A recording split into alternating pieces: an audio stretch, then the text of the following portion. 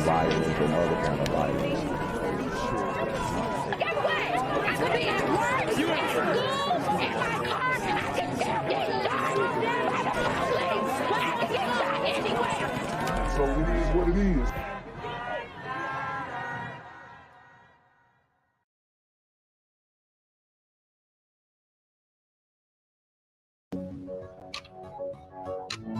El Minuto. Welcome back. Hope you had a great weekend. I'm Ashley Chaparro, and here's what's new. Up first, police are looking to question 6 potential witnesses in connection with a gruesome Brooklyn homicide investigation. Security went to check on 22-year-old Deasia Johnson, who they hadn't seen in about a month. Instead of finding her in her apartment, they found a bloody bathtub, a meat cleaver, and a horrible smell. The NYPD discovered her dismembered body stuffed in suitcases. Woo! New York cops tonight looking for the boyfriend of the 22-year-old woman whose remains were found late yesterday, stuffed into 2 suitcases in her apartment. Woo! And y'all mad about Dahmer. Where Boosie at on this one? You got a woman who was stuffed in a suitcase. Just threw her whole remains in the suitcase. And Boosie up here talking about Dahmer. Now, Dahmer was a sick SOB, of course. But shouldn't we be spreading a little attention on the super gremlins on Demon Time? Eyewitness News reporter Shantae Lands live at the scene in East New York with our lead story tonight. Shantae. Bill, friends tell me that 22-year-old woman was sweet and humble. Meanwhile, police entered her home of horror, finding blood in the bathroom, a meat cleaver, and her remains stuffed in 2 suitcases. Not a meat cleaver. Woo! East New York. Brooklyn.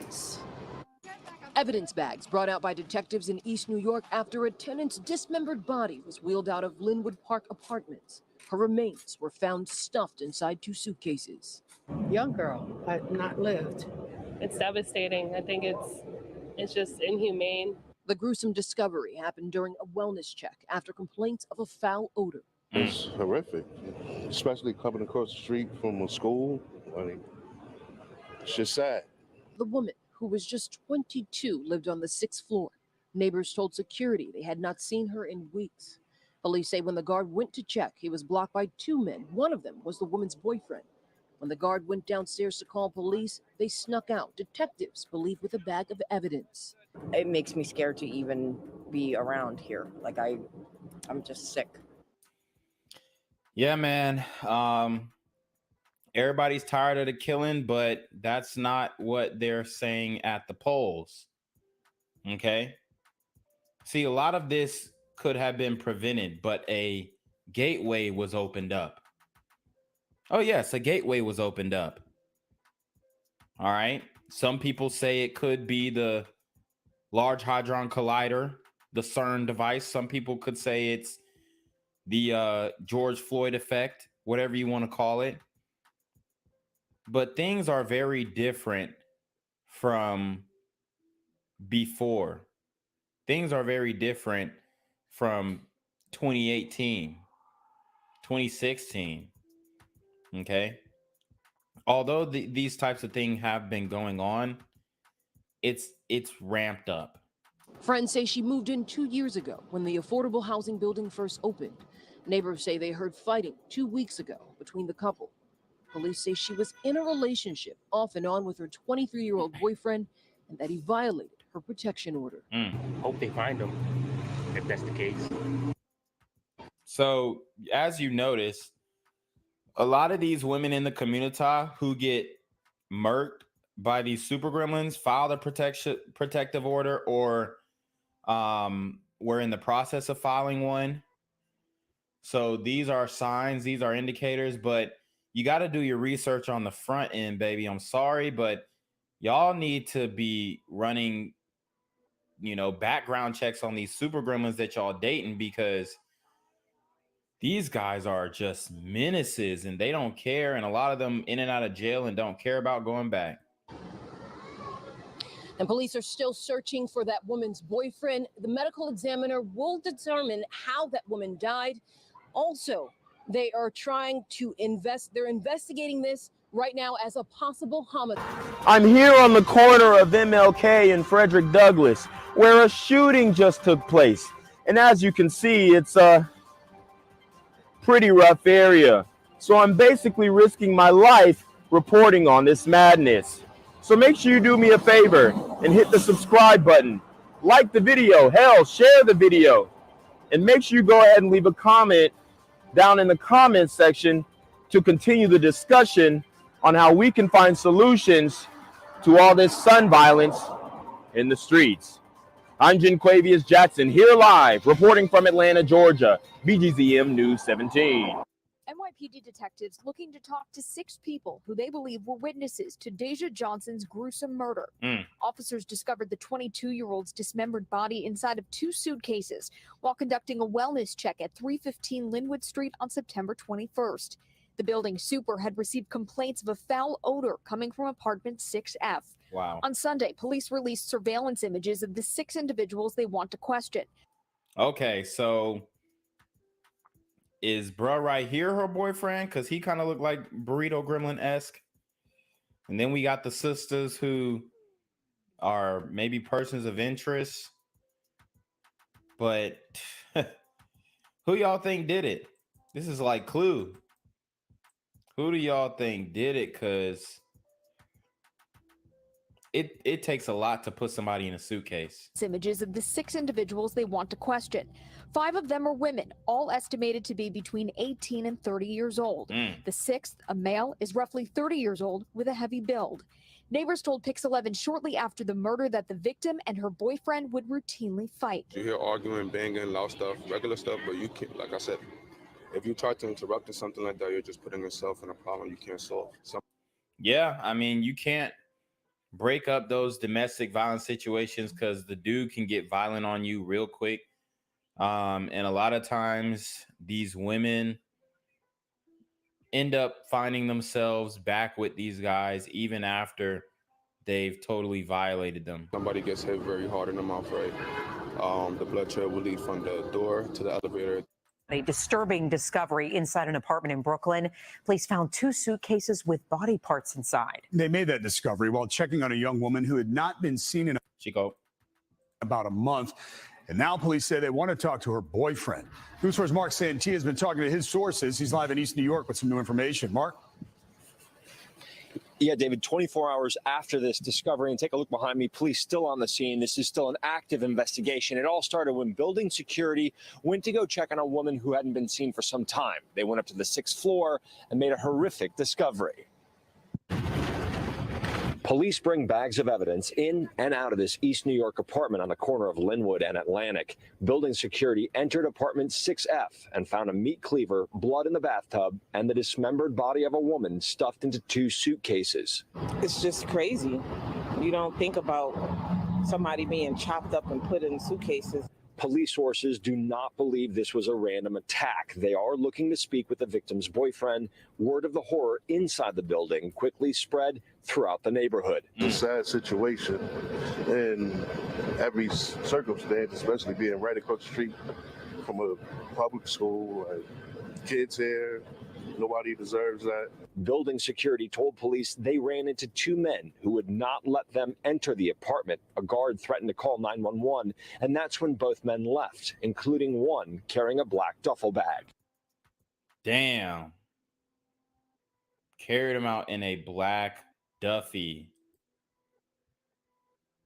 These super gremlins are on demon time. It's disturbing. Very. It's scary.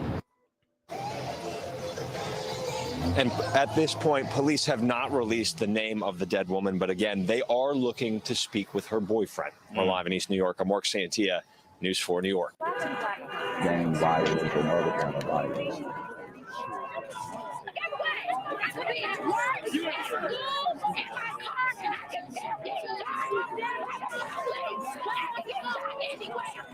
So it is what it is.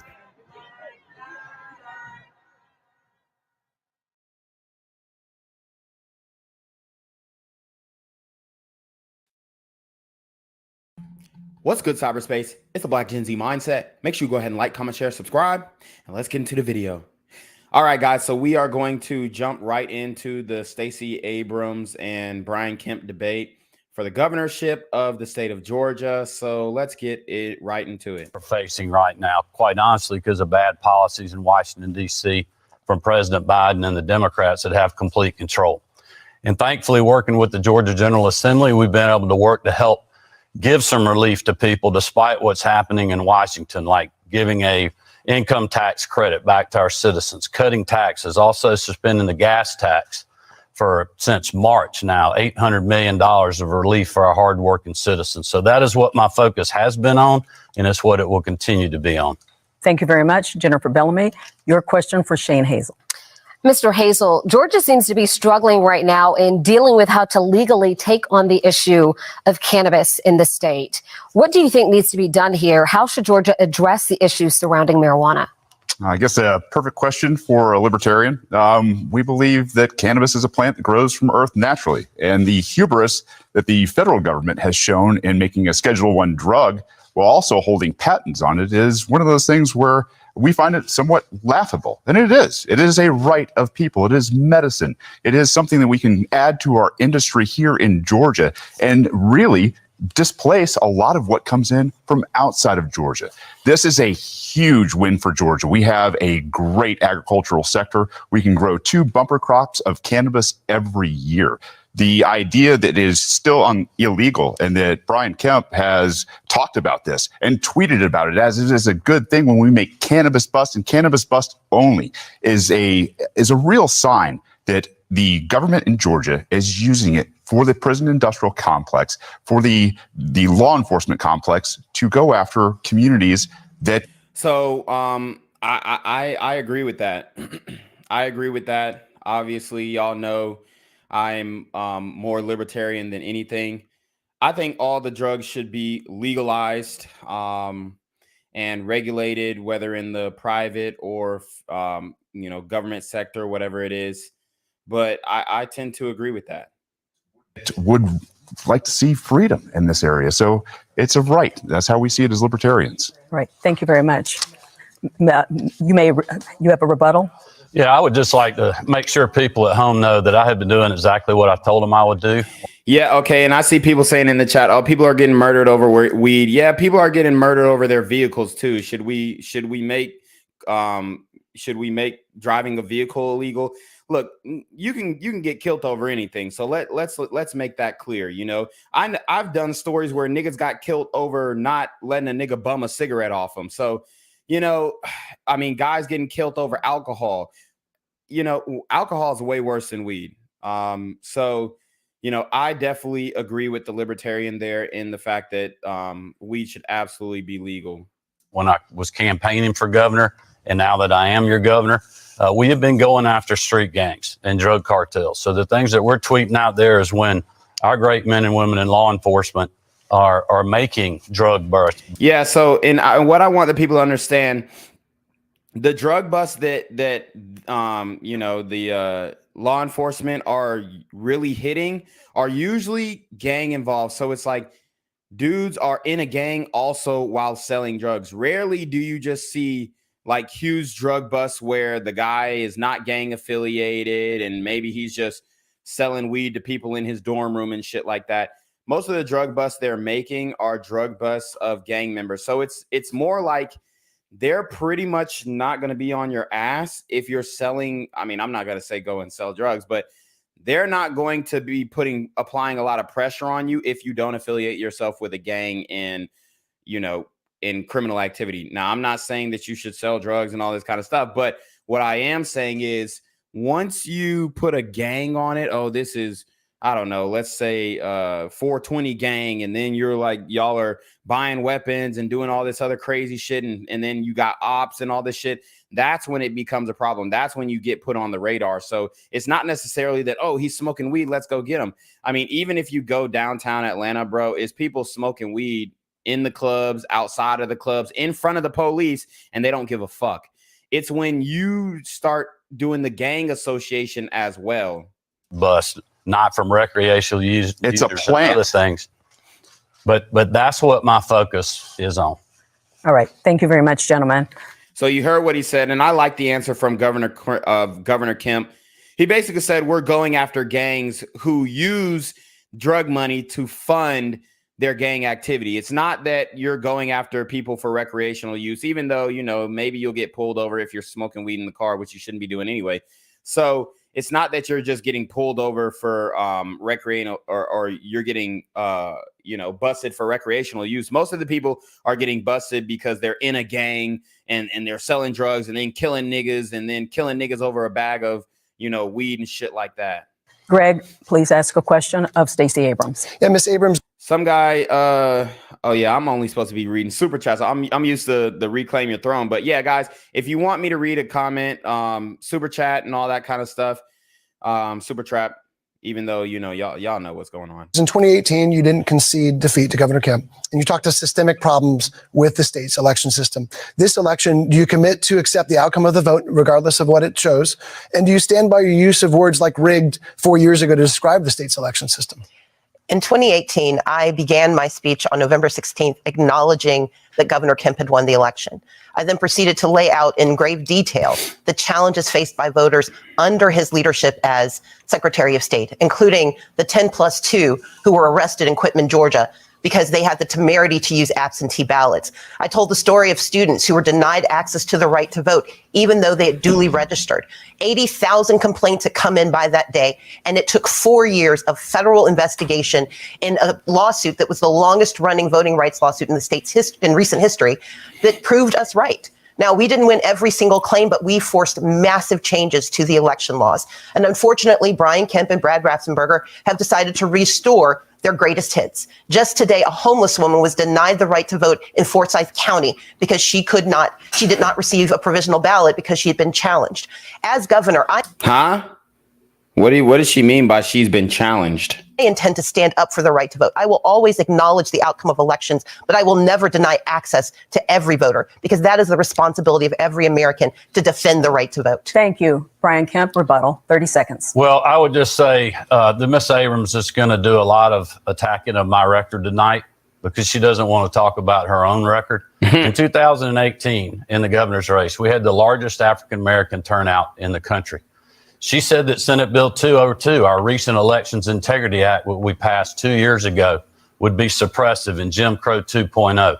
Just this past May in our primaries, we again had record turnout in the Republican primary and the Democratic primary. In Georgia, it's easy to vote and hard to cheat. I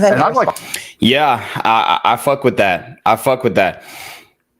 And she's saying that, the investigation came out favorably on their side. Look, man, from my understanding, they were trying to do as much as they could to make Stacey Abrams be the winner in Georgia. And I would not vote for her at all, bruh. I already know what type of time she's on. She's supporting these super gremlins on demon time. To add just a second here, as the libertarian, 30 seconds for you. Although you will push for people to have access to going to the polls and voting, you're not pushing ballot access. This is a huge oppression for people like the third parties, the people that want to get their people on the ballot. We have, I think, 20% Democrats, 20% Republicans in the state of Georgia. That leaves 60% of people in Georgia unrepresented by ballot access laws that both of them support. 30 seconds, Ms. Abrams. Actually, to correct Mr. Hazel, I co-sponsored legislation to expand ballot access because I agree with you that third parties should have better access to the right to vote in the state of Georgia. I co-sponsored it with one of our independents in the state legislature. But let's be clear about ballot access and voter access. Brian Kemp was the Secretary of State, and he has assiduously denied access to the right to vote.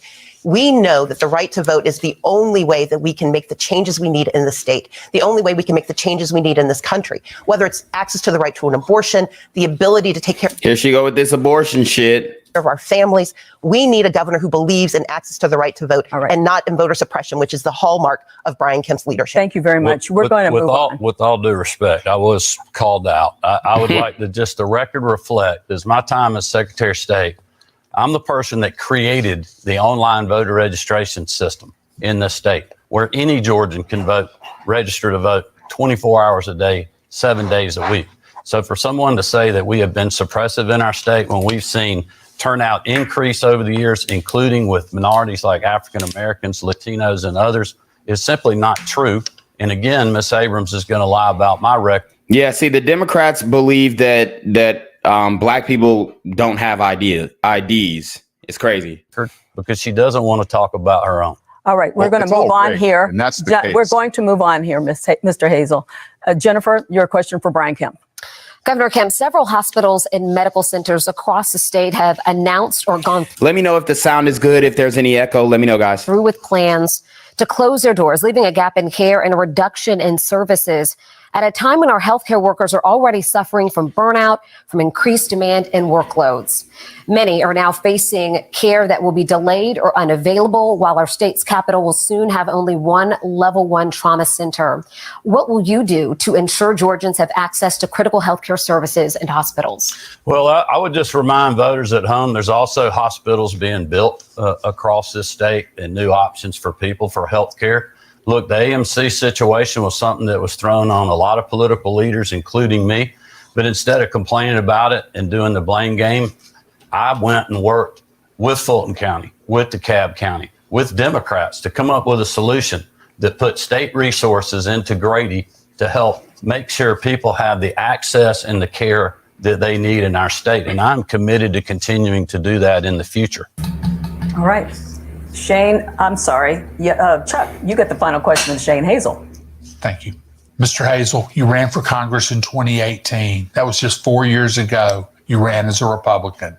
You got less than 30% of the vote in the Republican primary. What happened between then and now that made you a libertarian? Oh, I actually came back to my roots as a libertarian. We believe in freedom. We saw what the Republican Party was. We saw what the Democratic Party was. They are force and coercion. No matter what they talk about, it's force and coercion. Whether it's certificate of need for hospitals, whether it is taking guns away from law-abiding citizens, it is always force and coercion at the point of a gun from the Democrats and Republicans. To look at life through consent, the eyes that, hey, we can all have transactions. We do it every day in the private sector. 99.9% of us go throughout our day without raping people, without murdering people, without pointing guns at people to take their property. That is not what the government does under Republicans and Democrats, period. That's how I became a libertarian. This is why we're going to send this thing into a runoff. And if people were really looking for something to change, you'd vote libertarian. You'd send a message to both of these parties, because one of these people will most likely be the executive in a rigged system, that you want to be more free. Thank you. That concludes the first round of the debate. The candidate. And I don't disagree. We definitely got to get out of this two-party system thing. And I don't think that there's a happy medium when it comes to legal conservative values, but I do think there is a medium when it comes to like lifestyle choices and the infringement on lifestyle choices. But ultimately, like, my mindset is libertarian. I don't know this guy too well, but I agree with what he said. Candidates will now ask a question to each of their opponents. Candidates will have 30 seconds to ask the question, 60 seconds to respond, and the candidate who asks the questions will have 30 seconds for rebuttal. By random selection, Brian Kemp, you may ask the first question to Stacey Abrams. Well, thank you very much. As many people know, I have over 100 sheriffs endorsing my campaign, several of which are Democrats. And my question for Ms. Abrams tonight is, how many sheriffs statewide have publicly endorsed your campaign? Mr. Kemp, what you are attempting to do is continue the lie that you've told so many times. I think you believe it's the truth. She didn't answer the question. The thing is, she doesn't support the police, so they don't support her back. That's pretty much what it is. She was calling for the defunding of police. Facts. I support law enforcement and did so for 11 years. Worked closely with the Sheriff's Association. I'm probably the only person standing here who's ever actually written a SOP for police department when I was working for the city of Atlanta. But I have two brothers, one who has committed crimes, and I want his victims to be able to call the police and get the help they need. And I've always supported that right. So her brother is out here in these streets being a super gremlin. But I have another brother who has faced being pulled over for driving while black. Bruh. This driving while black shit, bruh. He didn't get pulled over for just being black. That's bullshit. I mean, like sometimes you can literally get randomly pulled over. White people are randomly pulled over. Everybody is randomly pulled over. Like he probably was swerving lanes. He was probably doing some extra shit. Maybe he had been on his phone. Maybe his windows were too tinted. Driving while black. That's the best you got, Stacey. Come on. Shout out to Sarcastic Maniac. He sends the $4.99 super trap and he says, she's lying. Yep, like she does. Y'all know how these sisters do. Oh, she lies. When he was coming back from his job as a social worker. Unlike you, I don't have the luxury of relying on slogans to describe my position on public safety. I believe that we need safety and justice because I love both of my brothers. And like most Georgians, I lead a complicated life where we need access to help, but we also need to know that we are safe from racial violence. While you may not have had that experience, too many people I know have. Oh, I guarantee he's had that experience. The only racial violence that's going on is coming from the community. Need I remind you, Elijah Dewitt, Thomas Arnold, a whole host of other gliders who have been murdered by these super gremlins on Demon Time. And that is why I will always stand up for making certain that safety and justice are the conversations we're having in Georgia and the delivery we have as the next governor of Georgia. Thank you. 30 seconds, Mr. Kemp. Well, I would just tell people that, look, I support safety and justice. But Ms. Abrams refused to answer the question, so I'll let you know that the answer is 0. No sheriffs are endorsing her statewide because of her stances on wanting to defund the police, eliminate cash bail. Told you. She wants to do the same thing they're doing in Illinois with the purge law. We cannot allow her to get in. Fuck it.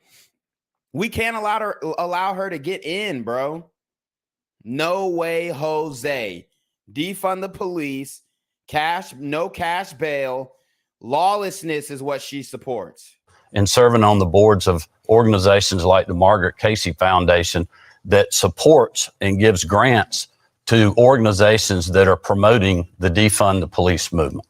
If I may respond, because he actually lied there. Yes, I do have the support of sheriffs, but unlike Mr. Kemp, I do not make it my plan to list every person who supports me. I have the support of sheriffs. I have the support of advocates. I have the support of victims. I have the support of those who want to be treated fairly in our system. I have to have conversations with the entirety of Georgia. I don't have the luxury of being a part of a good old boys club where we don't focus on the needs of our people. And that is why my mission has been She's using all the buzzwords, the good old boys club, driving while black. Oh my God, it's wild. Put out very concrete plans explaining how I will serve justice, how I will serve safety, and how I will serve the citizens of the state of Georgia. 30 seconds, Brian Kemp. Well, look, I would just tell people, I know Miss Abrams is upset and mad because these are things that she said. This is not me making this up. This is things that she said in interviews that she's done. Yeah. And she's sitting on organizations that you can go look at the facts yourself. And that's why the men and women in law enforcement want a governor that is going to stand with them, who has been with them, not only to have their back, but also stand shoulder to shoulder on things like civil unrest and going after street gangs and human traffickers. Thank you very much. Stacey Abrams, you get the next question for Shane Hazel. Mr. Hazel, Republicans and Democrats have raised the alarm over the rise in the Chinese Communist Party backed companies purchasing American farmland. To date, they've purchased more than 1 million acres of farmland in the state of Georgia. And who was doing back channel deals with China? Who was doing back channel deals with China? Up, Joe Biden's son, right? Like, come on. The nerve of her, speaking on the Chinese purchasing farmland in America, which is true. I think they own about like 25% of the farmland. But the nerve of her to even mention that when the party that she's a part of was literally doing back channel deals with China in order to support them. I mean, it's wild. Would you agree with Mike Pompeo that allowing those purchases in the state of Georgia is a sign of madness? And would you be concerned about the national security implications of the Chinese Communist Party purchasing this land with the support of the state of Georgia? I mean, aren't the Democrats communists? Like, the fuck? I see the setup for this question. I understand why it was projected at me. As libertarians, we believe that you own your property and that the state can't take it away from you and can't sell it or can't determine who you sell it to. The CCP, obviously, which is going through its own internal unrest right now, I believe is probably purchasing this with things like central bank digital dollars and yuan, which are also coming down to a critical nature where people are in uprising in China. What we need to look at is how these purchases are being made. Are we accepting fiat, CCP, yuan in Georgia as a actual currency? It's about as good as the U.S. currency, the fiat currency that we're about to have hoisted on us in terms of a CBDC. I'm not going to tell you or anybody else as governor how or who to sell your property to. And I imagine that in the end, the free market will work itself out. Thank you. Stacey Abrams, 30 seconds. The state of Georgia is watching our farmland be purchased by the Chinese Communist Party. And while that is not normally a conversation that we have, it is something that we should be concerned about. Agriculture is our #1 industry, and Georgia has 13 military installations. The fact that the state of Georgia is working with the Chinese Communist Party, using one of their technologies that both Donald Trump and Joe Biden have warned is very much a national security threat, should be of great concern to every Georgian. This is not about being concerned simply about who's owning the land, but it's about how much access to our information they have because of this state. Thank you. Shane Hazel, you may. Well, I mean, if you're mad at them purchasing land, then you'll definitely be mad at TikTok. But y'all don't have no smoke for fucking TikTok. Ask your question. And deplatforming free speech or deplatforming people who exercise their First Amendment. Y'all don't have no problem with that. Stacey Abrams. Yeah, I'd agree with you. The military-industrial complex is a big problem. It is, and the fact that we have people trying to come here to, I don't know, get a backdoor into our military. I think one of the things we should be talking about. Somebody said libertarian dude is not a small dude, but Abrams' linebacker shoulders are wider. Yeah, that's concerning. As Georgians and as executives, is the Defend the Guard Act, where our military has been used very, I don't know, haphazardly around the world to go. Yeah, I mean, there's no reason why we should be in Ukraine, and there's no reason why we should be trying to force Ukraine to join NATO and putting Russia's national security at risk. I mean, there's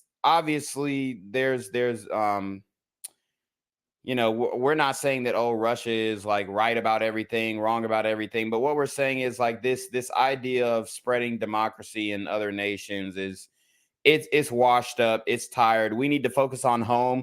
There's no reason why we're sending $30 billion to the Ukraine. It's absolute bullshit. Go and take resources from the Middle East or now in Mr. Ukraine. Hazel, your question. This is my question to who? To Stacey Abrams.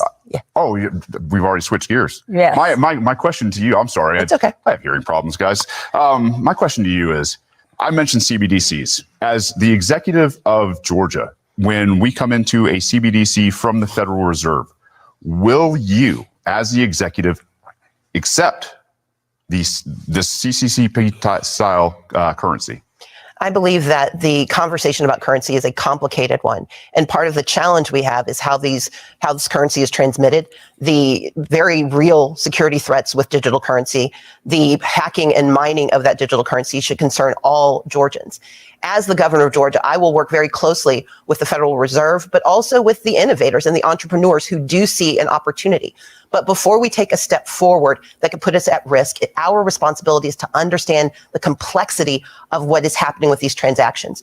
And as exciting as it is, we also know it's deeply problematic when we do not have the adequate safeguards in place. Bruh, the leftist Democrats always use the same buzzwords. Oh, problematic. Like those are the words that get the bitches like, oh my God, she said problematic. It's ridiculous. Savrix with the 199 super trap. I appreciate your contribution. He says, isn't this lady who backs criminals in courts? Absolutely. Oh, say that. That's one of the reasons I've raised concerns about WeChat and about the purchase of farmland. But what we know overall is that we need a governor who's conversant in these issues, who understands that, for example, in the state of Georgia, We have access to $3.5 billion in American currency that could be delivered tomorrow to save our hospitals and to save our lives. But our current governor has refused to accept those dollars. My intention is to do what's best for the state of Georgia every single day. Thank you. Shane Hazel, you get a 30-second rebuttal. Yeah, working with the Federal Reserve, who's got us into the mess that we are in right now because of a centralized fee. Facts. And what are they about to do? Raise interest rates again. I mean, the Federal Reserve has totally screwed us. And who does the Federal Reserve work for? You guessed it, the Democrats. Fiat currency, it will be absolutely worthless. They will be dangling carrots in front of the governor, in front of the executives, in front of the legislature to do exactly what their mandates are. If they are mandating that they take the property of people, then they will do it. If they want to invade your homes, your privacy, your businesses, they will do it because of CBDCs. All right. Stacey Abrams, please ask your question to Brian Kemp. Absolutely.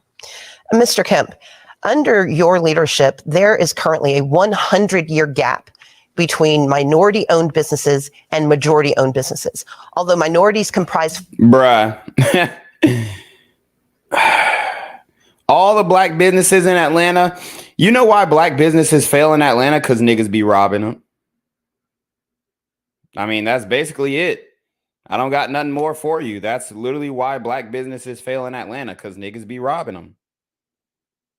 If you got another answer, let me know. 48% of the population, they only generate 12.2% of the business revenue in the state. And under every analysis that we have seen, it will take 100 years to close that gap, given the current process that you have in place. You served 4 years in the Senate, 8 years as Secretary of State in charge of businesses. You served 4 years as governor. What are your concrete, specific, targeted plans to decrease and address the racial equity gap currently facing contracting and purchasing for minority-owned? I got a solution. Tell these niggas to get a fucking job, man. Tell these niggas to get a job and stop robbing people and stop stealing what doesn't belong to you. How many people have to get their cars broken into before we actually say, yo, this is a huge issue in the community? I mean, seriously. Tell these niggas to get a fucking job. And let's actually make the state of Georgia better instead of making excuses and like, oh, there's a disparity, bruh. Bruh, I'm gonna tell you what, right now, even if we had all the jobs in the world, some of these niggas will not want to work. Businesses. Governor Kemp? Well, I would remind Georgians that the first part of my plan was keeping our state open for business and allowing facts all business people and working Georgians to work when Stacey Abrams was criticizing me for doing that. Also pushing to get our kids back. Right. The reason why a lot of businesses failed too, a lot of black startup businesses, a lot of black businesses were started in 2019, but guess what? The pandemonium, they shut everything down and everybody lost money. Everybody lost money. Back in the classroom. When again, Stacey Abrams was criticizing me for doing that. A lot of Georgians, including African Americans and other minorities, cannot go to work if their kids are not in the classroom. Facts. We have the lowest unemployment rate in the country for African Americans. We also were named we're in the top 10. Sarcastic Maniac with the $4.99 super trap says looting is fundamental, right? Of the states for black entrepreneurship in the state of Georgia. So our economy is incredible, and we will continue to work with all of those entrepreneurs in the days ahead and working class Georgians, because we are the ones that have been fighting for you when Miss Abrams was not. We were giving tax refunds. We were doing tax cuts. We were suspending the gas tax to help you deal with 40-year high inflation when she was criticizing us. Stacey Abrams, 30-second rebuttal. I would point out that Mr. Kemp did not address the needs of purchasing and contracts for black and brown owned businesses, which is what he has refused to do for the last 16 years. We know that $10.9 billion has been delivered to the state of Georgia through 2 recent acts at the congressional level. And Brian Kemp does not have a plan for making certain that people of color have access to those contracts, access to purchasing. It was only in July of this year that he finally acknowledged that there might be a problem. He has said that we need to study it. I would tell him, just cheat off of my paper. I know the answer. We need a governor who actually believes in equity, racial equity, economic equity in the state of Georgia, and I will deliver. I don't know what specific program she's talking about, but like you can't just frame it in, oh, well, black people aren't getting enough of these grants, so it's racism. It's like, are they applying? Are they qualifying for these grants? Are they qualifying for these programs? Like there's a qualification barrier to entry with these grants and these loans, that small business loans that people apply for. And let's keep it a buck. The people who benefit the most are black women. Do you know how many black women I know in the city of Atlanta who got grants for their businesses that black men were not able to qualify for because they weren't a woman or a black woman? So, I mean, it looks like black women are taking full advantage. I mean, as a matter of fact, black women actually got an $850 a month stipend if they have children. Black men didn't get that. So what the hell are we talking about here? Romer Dubois says, with the $10 super trap, he says, gotta pay BGZM for covering this. BGZM for governor in the future. Oh, say less. You're. Thank you. Shane Hazel, please ask your question to Brian Kemp. Brian, in 2020, on April 2nd, you locked down Georgia, threatening peaceful people with force and coercion. You called people in Georgia non-essential, and it killed millions of jobs. You bent the knee to big pharma and pushed a vaccine that was untested on people, and it has killed people. They have lost their loved ones. You've allowed bureaucracy to invade our businesses. And then... Look, man, they talking about the procedure. I don't want to get demonetized, but it's not me talking about it. YouTube, it's him. You had the audacity to brag about record tax revenue. You want to say sorry to anybody? So is that a question or? That is a question. Do you want to say sorry to anybody? Well, look, I'll be glad to talk about my record because obviously Mr. Hazel is gravely mistaken.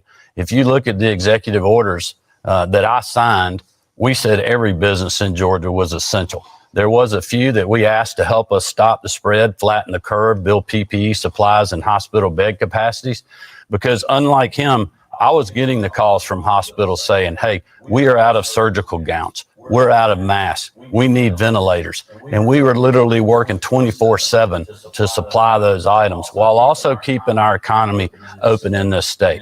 And as you know, I was the first state to open the small parts that we asked to close, and our recovery's been as good as any state in the country. Yeah, see, I mean, in Georgia, we really didn't fall too hard for that pandemonium shit. Like, It sucked for a little bit when everybody got shut down. I think it was like in May of 2020, but we pretty much like you could commonly go into a store in Georgia and they weren't requiring you to wear your mask. They weren't requiring you to have the procedure.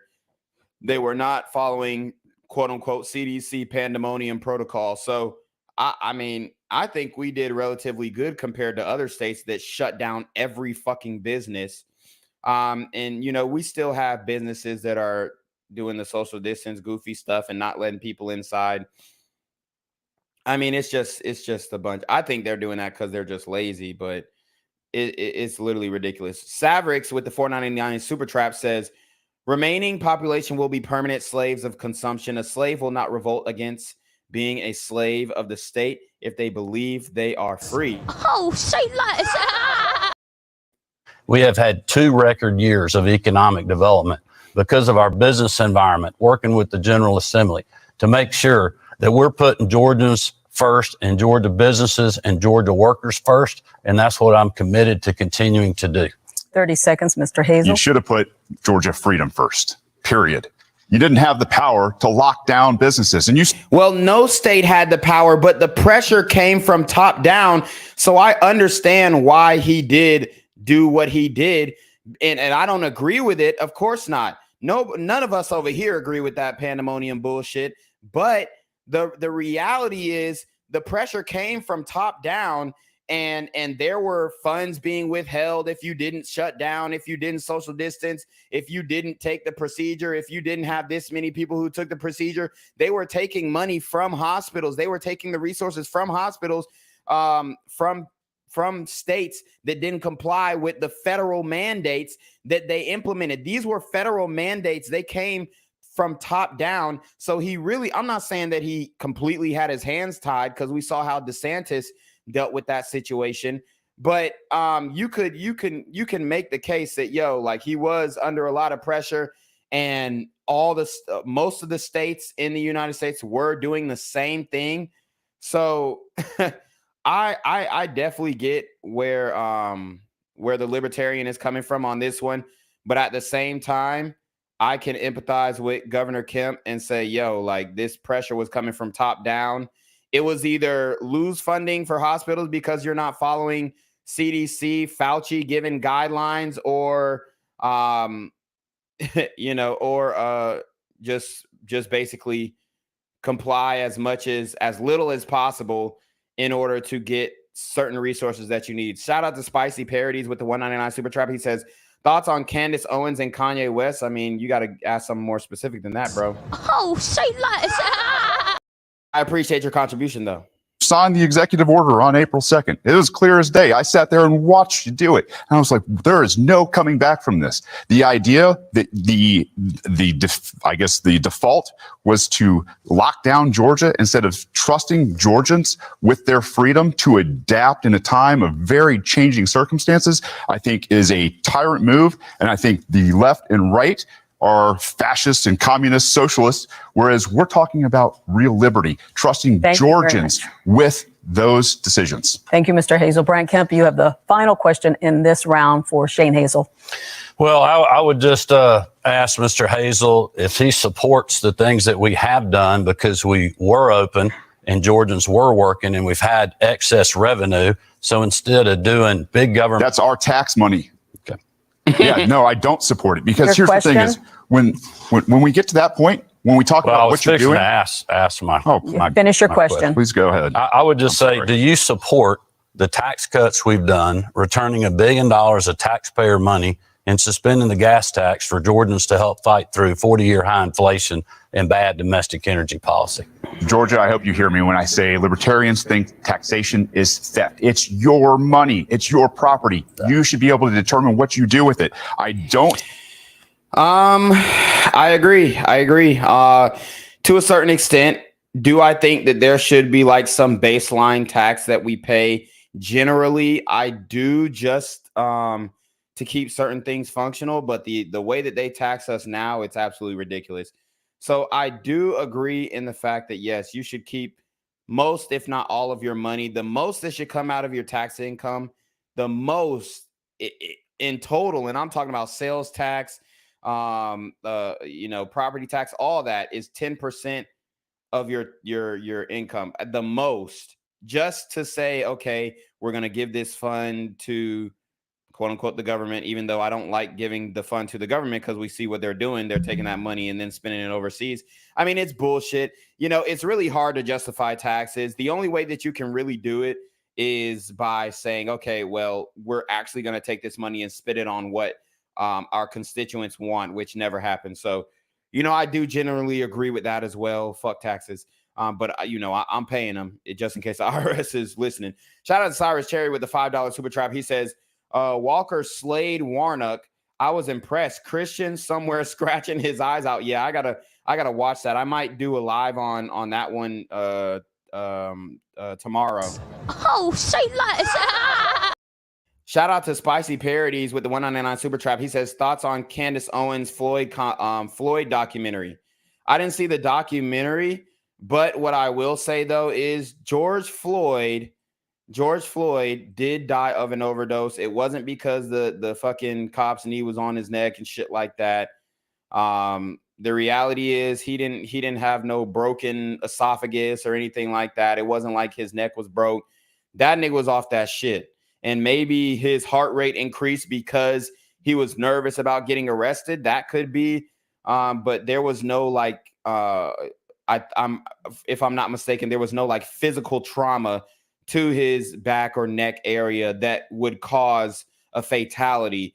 But what really caused his fatality were the drugs in his system. So George Floyd absolutely overdosed. support the fact that you haven't ended qualified immunity. I don't support the fact that you haven't ended civil asset forfeiture. I don't support the fact that you haven't ended the drug war. You haven't ended nonviolent crime. You haven't ended cash bail. You haven't ended no-knock raids. You haven't implemented community review boards, and you haven't banned blacked out cop cars that go after people for more money. It's ridiculous.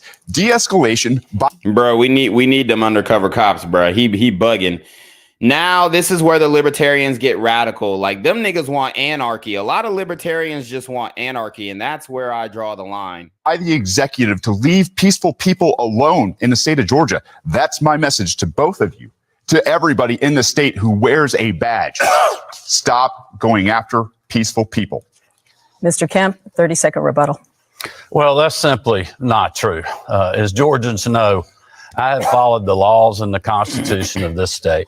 And I ran on going after criminal street gangs because I knew there was an issue in our state when other people wouldn't even talk about it. Facts. He's absolutely right. There's a huge issue with these criminal street gangs. And I mean, I really wish that we had more black men involved in politics who had their head on straight. But to speak on this, because it's a huge problem. But we know that, like, if there was a black man in this conversation, most of them niggas are going to be on some shit where they're justifying the demon time activities, which we can't stand for. It and the media wouldn't acknowledge it. And you look at the amount of fentanyl that's coming across the southern border because of bad border policies from this administration.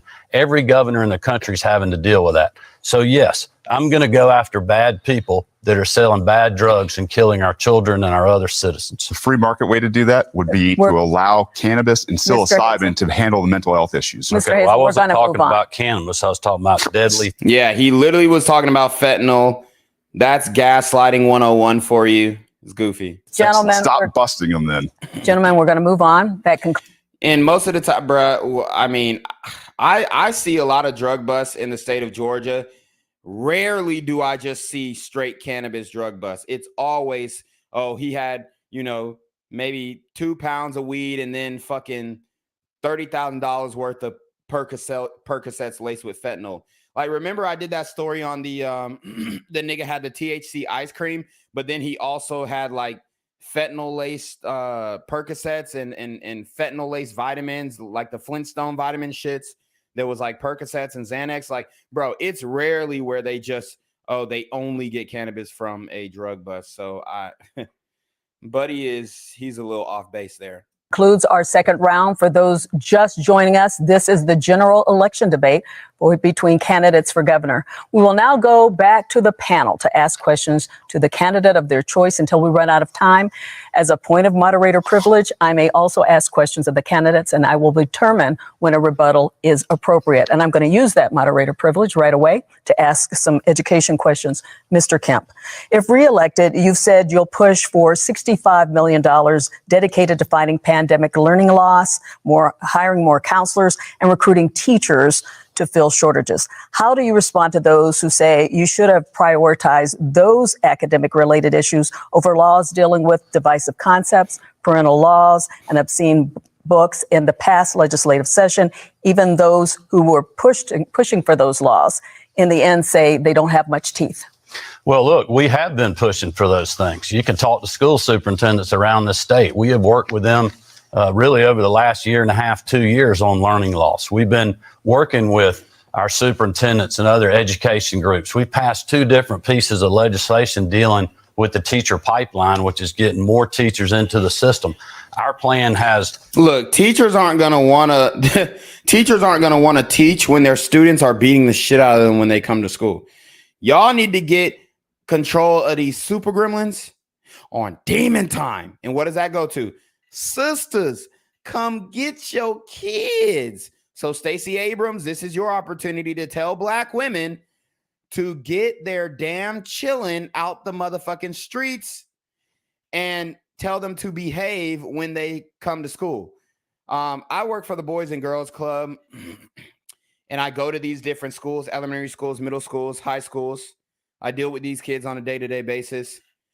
They're disrespectful to their teachers. They ain't disrespectful to me, but they're disrespectful to their teachers, especially the female teachers. We need more male teachers in the schools for real.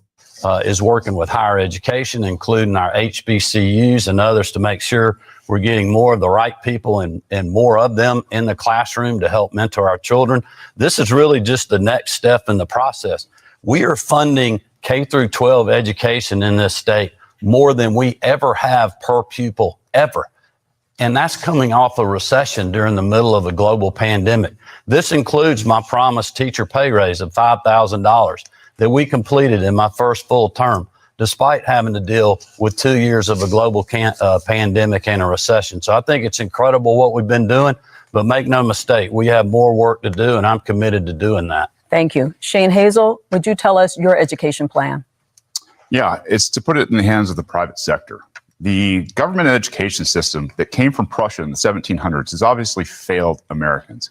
We don't understand economic system that came from Prussia in the 1700s has obviously failed Americans. We don't understand economics. We don't understand our civil culture. We don't understand a whole lot about what goes on behind the scenes in politics. The idea that we want to privatize everything as libertarians is good for education. Think about Walmart having a monopoly on force to teach your children. It's insane. The idea that we do this with a government has side effects. We see them on a daily basis. We need to get government out of education. We need to allow parents to seek out the best education for their kids. And we also believe that they have the responsibility to do so. So to help fix. So I don't necessarily disagree with that. The federal school system, these school boards, I mean, they're literally liberal Democrat indoctrination camps. They're teaching your kids how to. I mean, honestly, they're teaching your kids either how to be a criminal, how to be a victim, or how to suck dick. Like there's not much that they're really doing that as far as public schools are doing that are like really educating your kids. Like they're not teaching them about taxing. They're not teaching them about, applicable skills, like how to file your taxes, how to take care of this, how to do this, how to do that. Like they're not really teaching you how to live and function in the real world. They're teaching LGBT studies, gender studies, and then like an augmented version of African-American studies where white man is bad and black man is good. And it's just like, there's no middle ground. There's no gray area. There's no nuance in this discussion. It's just like the colonizer, they went to every country and white people took over every country. And that's how they're kind of depicting it. But we all know that Africans were just as culpable in the slave trade as white people were. And then when you talk about reparations, there was a clip from CNN where a woman was talking to Dom Lennon, and I think she was from the UK, and they put the pressure on her talking about reparations. And she was like, well, if we got to pay reparations, these Africans got to pay reparations too. And then everybody shut the fuck up. Okay. So, I definitely tend to agree with him when it comes to the school system. It's trash. Shout out to Sarcastic Maniac with the $4.99 super drive. He says K through 12. He knows sun men don't go past 7th grade. Oh, say less. Yeah, you're not wrong, especially in Atlanta. You got these 12-year-old niggas, sticking people up, shooting them, killing them, carjacking, water boys, all that. This nation, start here in Georgia, is get the government and the admin out of the classroom and get it out of our lives. Thank you. Ms. Abrams, in education, you propose a boost in teachers' pay, more state-paid preschool slots for lower-income children and their families, and more. If you win the governor's race, you'll likely have Republican majorities in both chambers. Given what we know about partisan divisions, how will you get your education proposals passed and funded? So let's begin with what my proposals are. Georgia is sitting on a $6.6 billion surplus. That's money that we have after we've paid every bill, after we've put 15% aside for, say, a rainy day fund. That is money that after we've accounted for increases in population. And I want to invest it in our children and in our families, beginning with making certain that we have pre-K slots. We have 4-year-olds on a waiting list. I've never met a 4-year-old who waits to turn 5. But we can solve that problem with the money we have right now. We can also give an $11,000 pay raise to our teachers instead of a $5,000 pay raise on layaway. We can make certain that we are increasing access to the pipeline because teachers aren't in the pipeline because they can't make enough money to take care of themselves and their families. And that is why under this governor, we have a 67% retention rate. Any other CEO who lost more than 30% of their workforce would be fired. And that is why my plan is to use the resources we have today to plan for today and tomorrow. We've got the money, and we have economists in Georgia. Let's talk about that retention rate. The reason why teachers are leaving is because super gremlins are pushing them out. The teachers are leaving not even because of pay, although they definitely want to get paid more for sure. But it's not necessarily because, it doesn't pay enough. It's because, yes, this job doesn't pay enough to deal with these badass kids. And that's why you're not seeing the retention in the school system, because the kids are getting worse and worse. These young niggas that come to school are completely evil. They're making fun of the teachers. They're joning on the teachers. They're getting fights. They're getting into fights with the teachers. So when you talk about retention, it's not Governor Kemp's fault.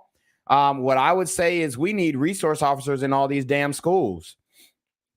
If we're going to work with the system we got now, which is all we got at this moment, we need to beef up security. We need to let it be known that if one of these little niggas act out of pocket, he gonna get hands and feet put on him by a grown ass man.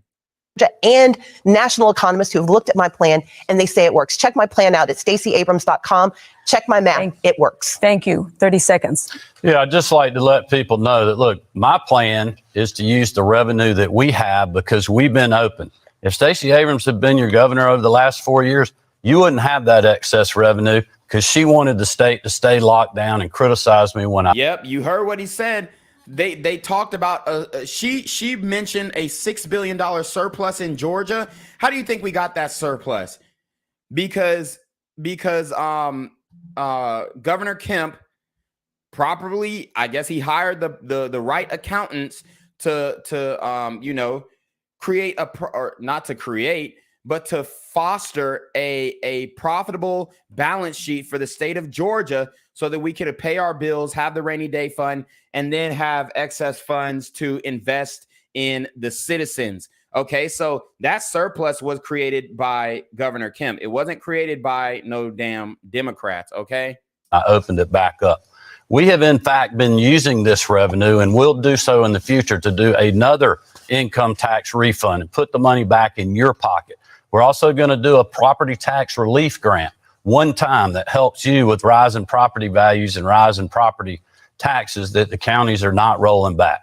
Thank you very much. If I may respond, because 30 seconds. This is going to go back and forth between the Democrats and the Republicans. If they keep attacking each other, I'm going to say we've got to move on. Ms. Abrams, 30 seconds. For Mr. Hazel, we've got to move on. We're not going to be excluded from this. I'm not excluding you, but he did refer to her, so we are going to have her speak first. You're going to take money and property from people that don't even attend your schools because they don't agree with them. We want to move on. Ms. Abrams? I want to point out three things that were inaccurate. One, I urged caution because any leader should privilege. Shout out to Cyrus Cherry with the $5 super trap. He says the Dems know Stacey will lose, and after she loses, I don't think they'll prepare her or propel her further. Dems know the country is slowly turning on some people. Facts, especially with the murder of Elijah Dewitt. Rest in peace to my Region 8A brother.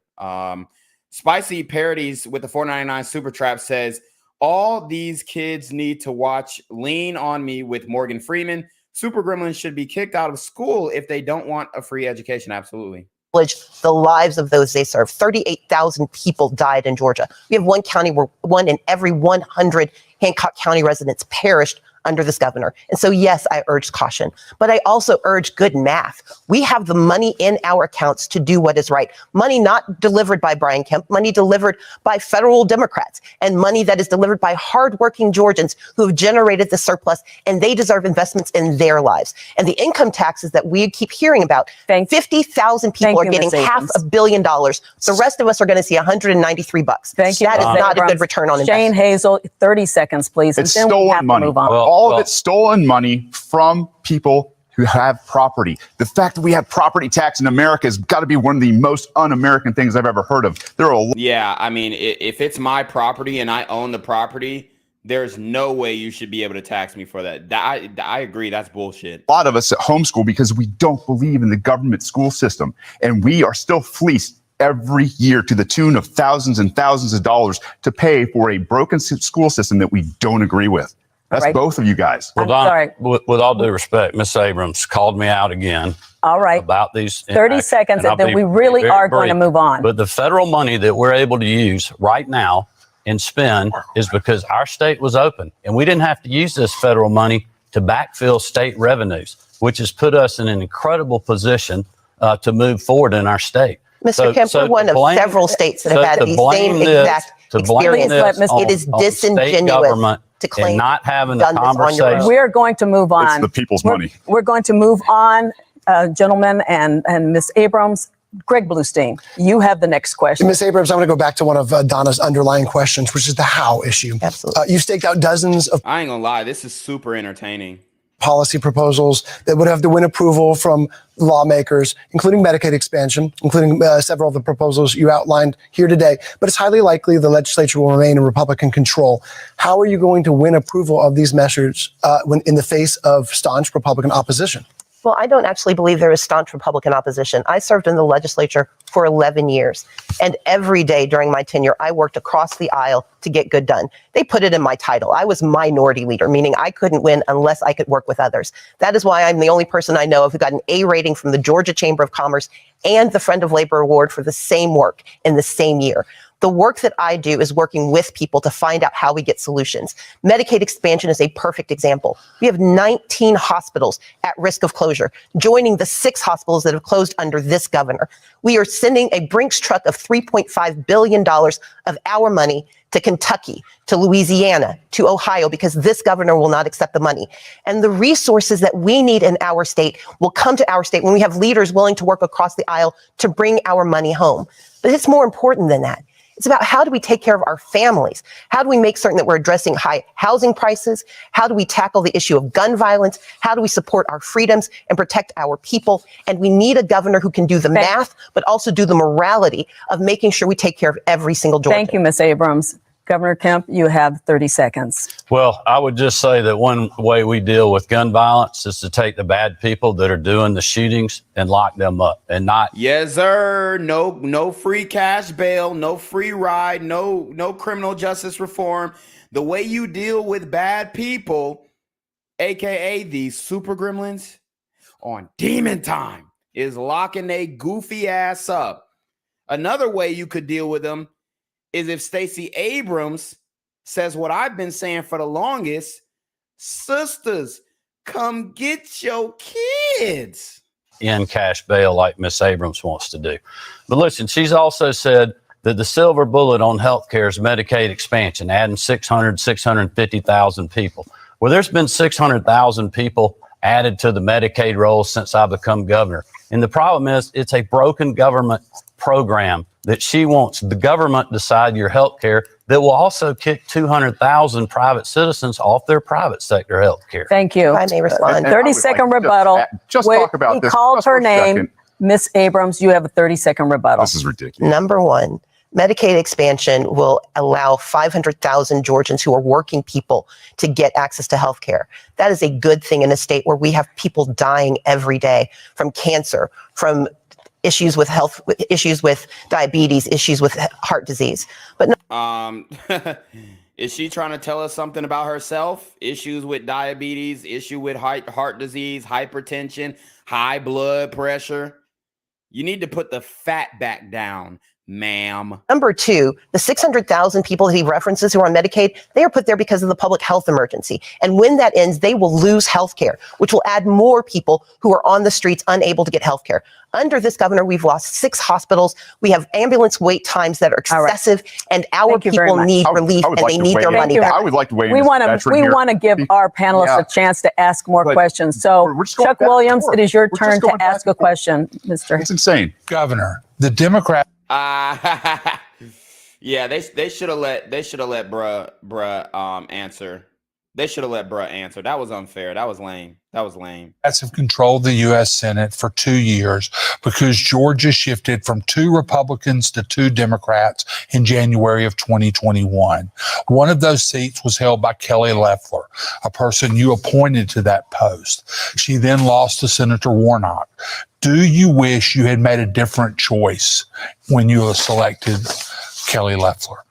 Well, no, not at all. I mean, I was excited about her candidacy. I know she worked extremely hard.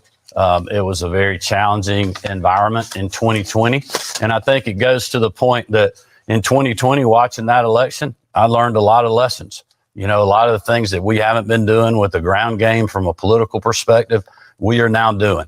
Making sure that when we're campaigning, that we're making sure what we know the differences are with the candidate. Yo, you know oh shit. You know why I like Kemp too? Because that nigga sound like he sound like a football coach. My man talking about the ground game. He talking about the air assault.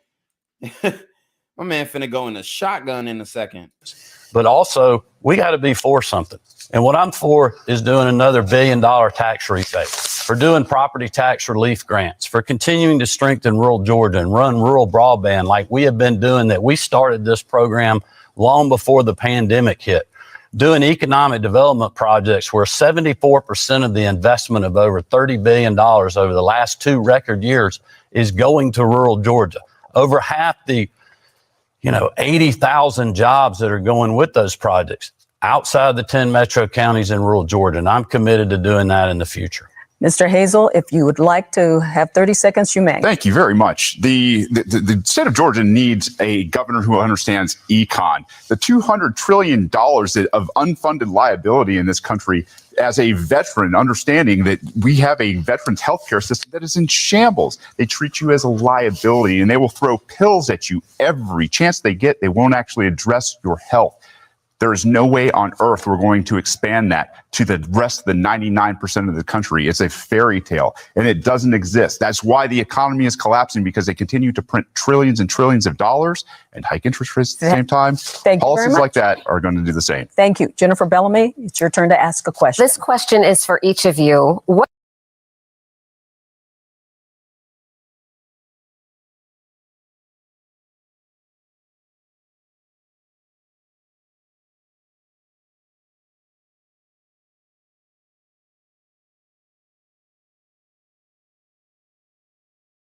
My bad. But yeah, I liked his answer. That was a good one. He called out Big Pharma. He didn't name drop Big Pharma, but he called him out. He did what he could. Sorry guys, my laptop, if you see my laptop damn near fell off the damn holder. I got a little holder. I don't know if you can see it, but anyways, yeah, I had to save that. But I liked his answer. You can't just give somebody a pill and then think they're going to be okay. It's like they really want to sell pills wholesale to people who have mental health issues, and that's an issue. What do you see as the biggest challenge facing Georgia and Georgians, and how do you think it should be addressed? What will you do as governor to address that challenge? Let's start with you. Shout out to Cyrus Cherry with the $10 super trap. He says, Stacey looks slimmer. Guess they told her to lose weight. She looks more attractive. With all the activities you do in one day, Gen Z, how you find time to train her? Yeah, I mean, she actually does look slimmer, and I will give her that. Health is wealth. And she's on the wrong side of this, obviously, but I don't know. She definitely gives auntie vibes, and I'm sure she's like really nice and all that kind of shit when she wants to be. So, but at the end of the day, she's on the wrong side of this. She's coming from left field, literally, and she's just like, I mean, her mindset is just not. It just doesn't work. It just doesn't work. Her history, what she said in the past, and what she's saying now, she's keeping it real safe. And, if you look, guys, I know the conspiracy theorists out here, they're looking at these stars, the angle and the placement of these stars. Some would say that these stars kind of resemble Baphomet. So this debate is definitely sanctioned by the Super Gremlins on Demon Time. It's getting spooky out here. We don't know what's going to go down, but hopefully Stacey Abrams don't get in. I'm going to have to look into the Libertarian a little bit more. Obviously, he's not going to win, and he's part of the wrong party. That's just the fucked up thing. And he was also, he also lost as a Republican back in the day, because he does have relatively conservative views, and libertarians usually align with conservatives. But the thing is, they basically can't get down with the left, because the left is just, they're lunatics.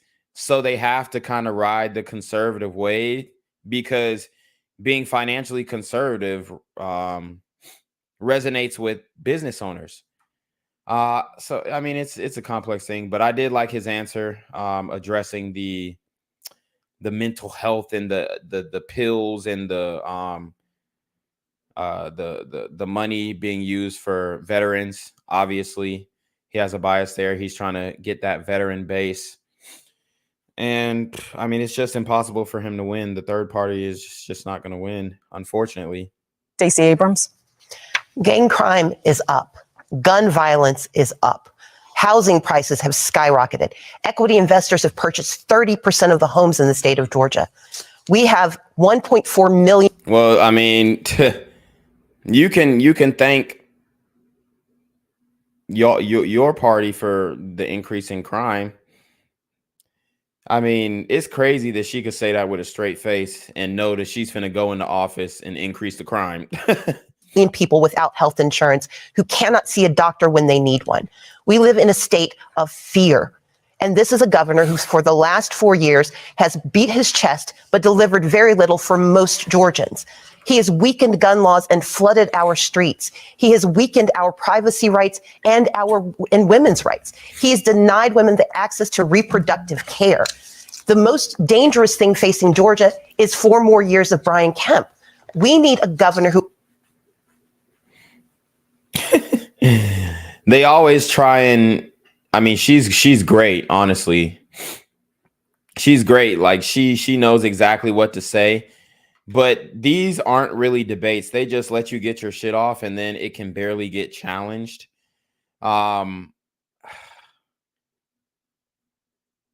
She keeps saying, she's trying to say all the right things, but we know her policies are just batshit crazy.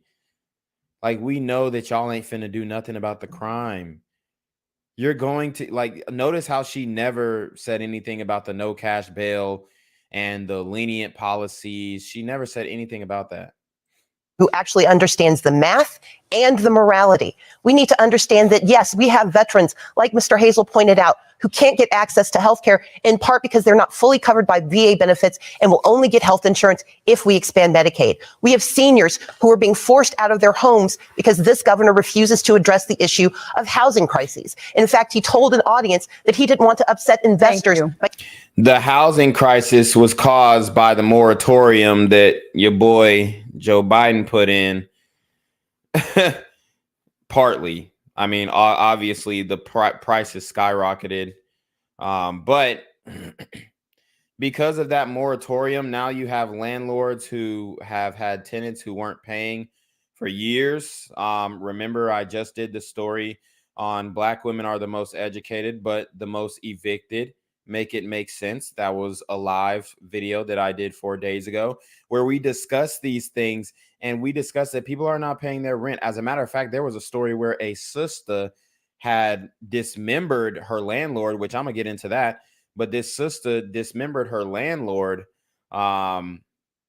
She dismembered her landlord. Matter of fact, I'm gonna pull it up because she was getting evicted. She was served an eviction letter. Hold on, because I don't know why, but my shit is fucking tweaking right now. For some reason, this tab is just not tabbing. You feel me? Let's see. Let's see what I can do.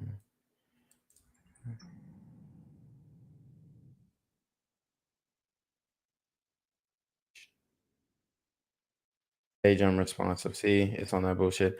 Anyways, we'll just go get through the debate first, but I did want to show y'all that story, but I don't want to mess it up because my computer been tripping. Earlier I went live, it crashed twice. So anyways, let's get it. By giving local authorities control over housing prices, letting them address the issues. We need a governor who will do more for Georgians. I want to give each one of them a chance to answer Jennifer's question. Shane Hayes. The biggest problem facing us is the economy, but to quote the great Rothbard. Yeah, that's facts. Shout out to Cyrus Cherry with the $20 super trap. He says, when I was going to the Department of Mental Health, they gave me pills that basically lowered my testosterone so low I couldn't feel anything. I was a zombie. Also had ED. Does this make sense from a fitness perspective? Hold on. Yeah. Hello? Yeah. Where we at? Oh, you want to know where I'm at? We outside! Yeah, man. It looks like you was outside in them big pharma streets. You're right. They lower your testosterone so that you'll be docile. That's basically what they try and do. It makes perfect sense. If you have lower testosterone, you have lower sperm count. Therefore, it's going to be more difficult to, for one, feel a sexual arousal sensation, and then for two, have that blood rushing to your dick. Because when you get an erection, that's all it is. It's just blood rushing to your fucking dick.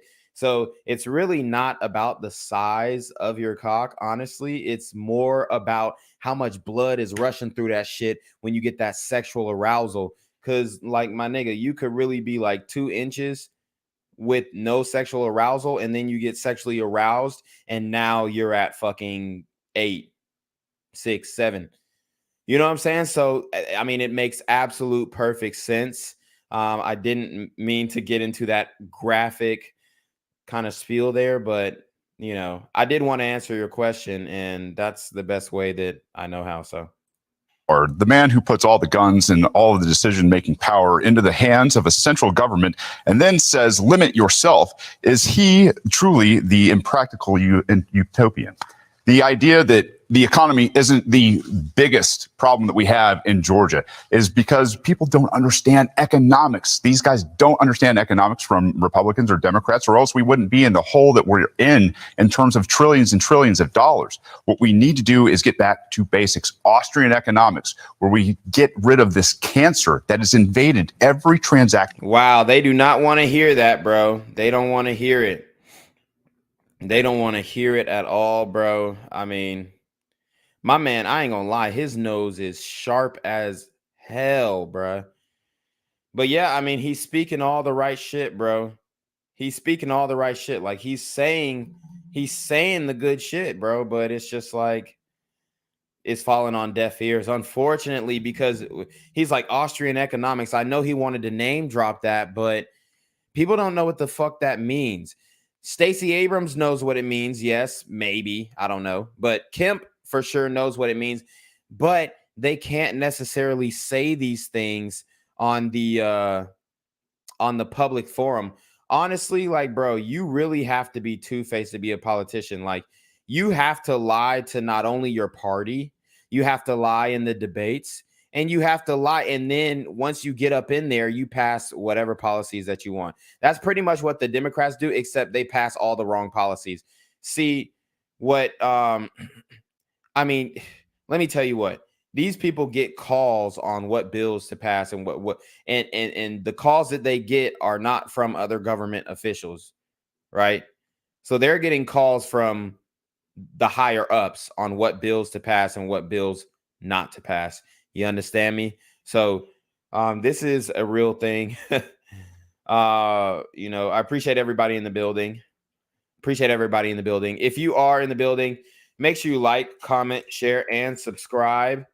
Damn, I can't do anything right now. It's not, my Wi-Fi is literally, I don't know if it's my Wi-Fi. It looks like I have good connection, but this Google tab is not allowing me to open any other tab. So, but I do want to do a poll. Who do y'all think is winning this debate? Who do y'all think is winning this debate? And the fucked up thing is when you search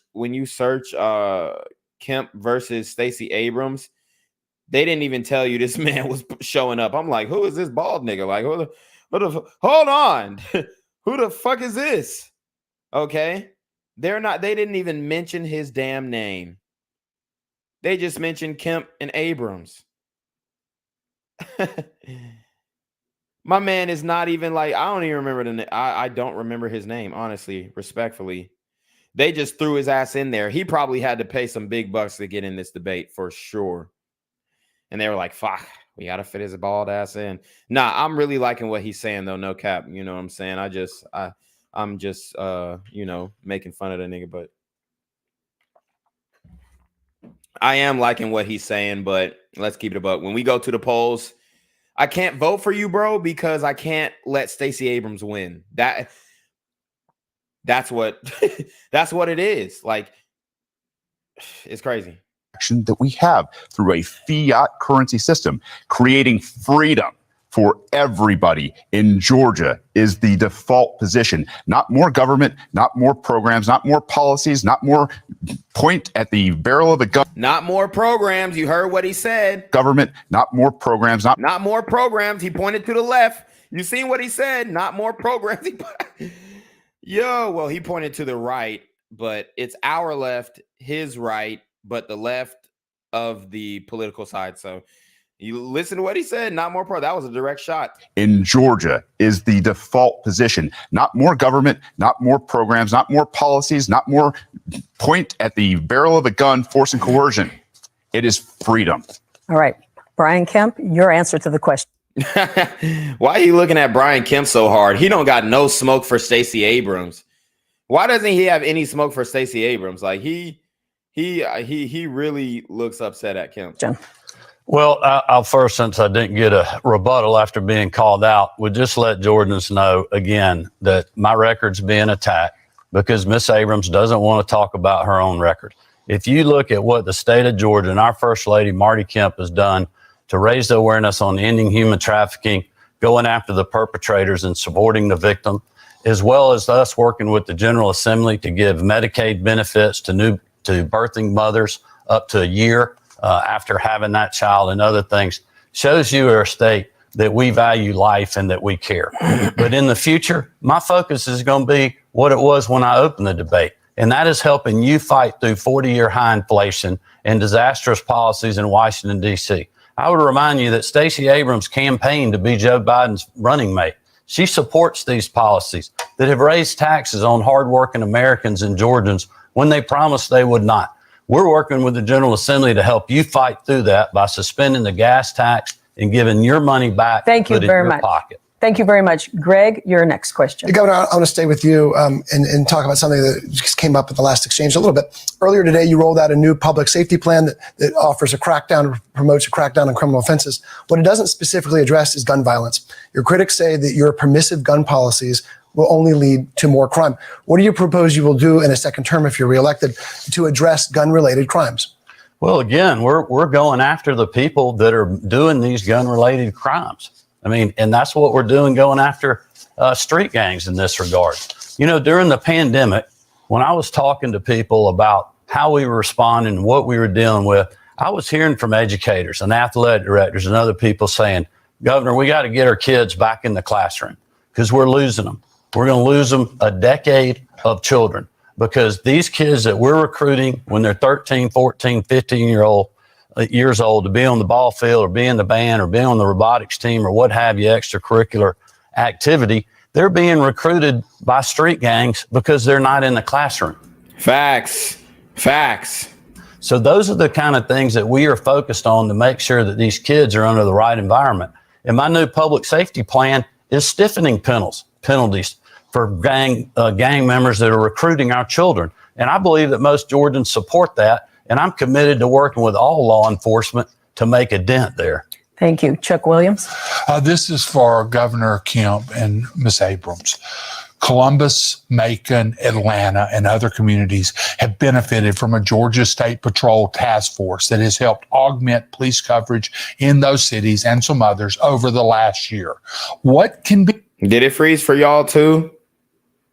Be done to make sure that local agencies that are short on office can handle these policing duties without having to rely on the state?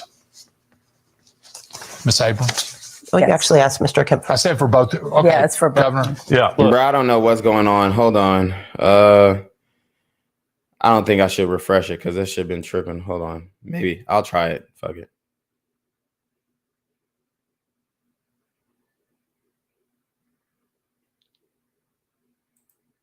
Can handle these police. What the hell?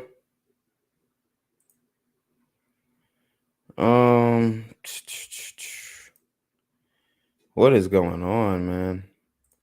Columbus, Macon. Hold on, guys. Let me try something real quick.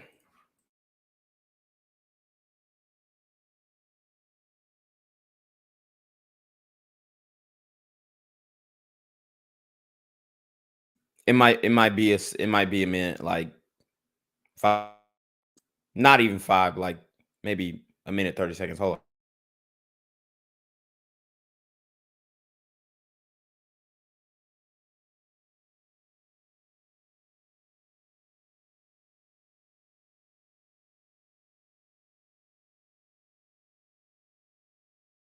I'm here on the corner of MLK and Medgar Evers, and it's a very tranquil scene compared to just a couple hours ago where a drive-by shooting just took place. Excuse me, I'm getting live updates as we speak.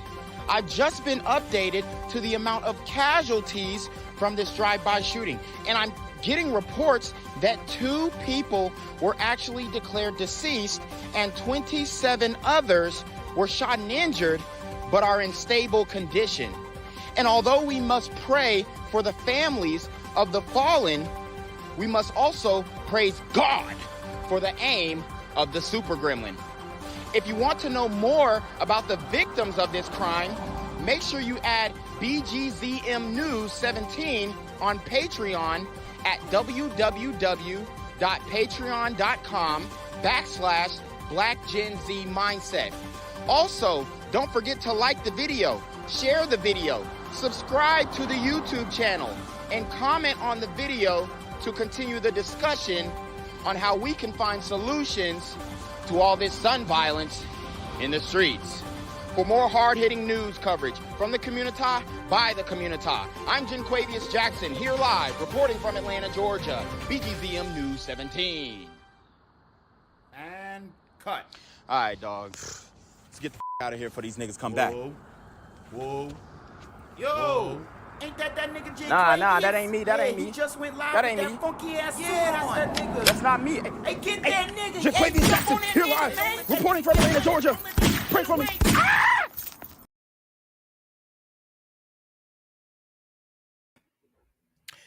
Sorry, guys. Can you hear me? Can you hear me? I had to restart my computer. Just wanted to make sure that we could give you guys the best quality scream. Y'all already know how we pronounce it. But yeah, let's get it. And Ms. Abrams. Columbus, Macon, Atlanta, and other communities have benefited from a Georgia State Patrol task force that has helped augment police coverage in those cities and some others over the last year. What can be done to make sure that local agencies that are short on officers can handle these policing duties without having to rely on the state? Ms. Abrams? Well, you actually asked Mr. Kemp. I said for both. Okay, Yeah, it's for both. Governor. Yeah, look, I'm glad that answered that question. The crime suppressing unit that I asked Colonel Wright to put together during civil unrest, when I grew tired of local elected political leaders that wouldn't let their local law enforcement go after dangerous people during civil unrest, that had no chase policies, where street racers and street gangs are terrorizing our citizens. I told Facts. Hey, he's spazzing. Colonel Wright, I wanted to plan. I wanted to know how much it's going to cost, and I want to know who we're going to work with. And so that's why the State Patrol, GBI, Department of Natural Resources, game wardens, working with the Fulton County Sheriff, who's helped us with jail facilities, the Atlanta Police Department, we went and put a plan together to start going after street racers and going after violent criminals and have more boots on the ground. We've done the same thing in Columbus. We've done it in Macon. We've done it in Savannah, and we'll do it wherever we're needed. This is not our job. We're using fun. Yeah. So he's saying all this good shit. I do want to stop it though, because I did find the story of the woman who dismembered her landlord. Guys, trigger alert. Okay, this is not for the faint of heart. This is not for the queasy yeezy. Okay, you got to have a strong stomach to hear this story, because this one is going to make you second guess getting your black ass into the real estate game. To date, Frances Walker's family is able to access her home on North Washtenaw. I was in tears, but what can we do? You know, see stuff everywhere, pictures of her when she got married and her brother. And just feel we miss her more. This, that white privilege y'all talking about, they feel hopeless. They talking about some, what can we do? I mean, seek justice to the fullest extent of the law. That's what you can do. Shorty chopped up her landlord, the woman who rented her home to her. A house is not a home, right? And this woman, you know, turned it into a butcher house. While the family gathered mementos, one of Walker's tenants was in court, charged with killing Walker on Monday. Today, a Cook County judge ordered Sandra Kalalu held on no bail. Sandra Kalalu. Let's go back to this sister picture.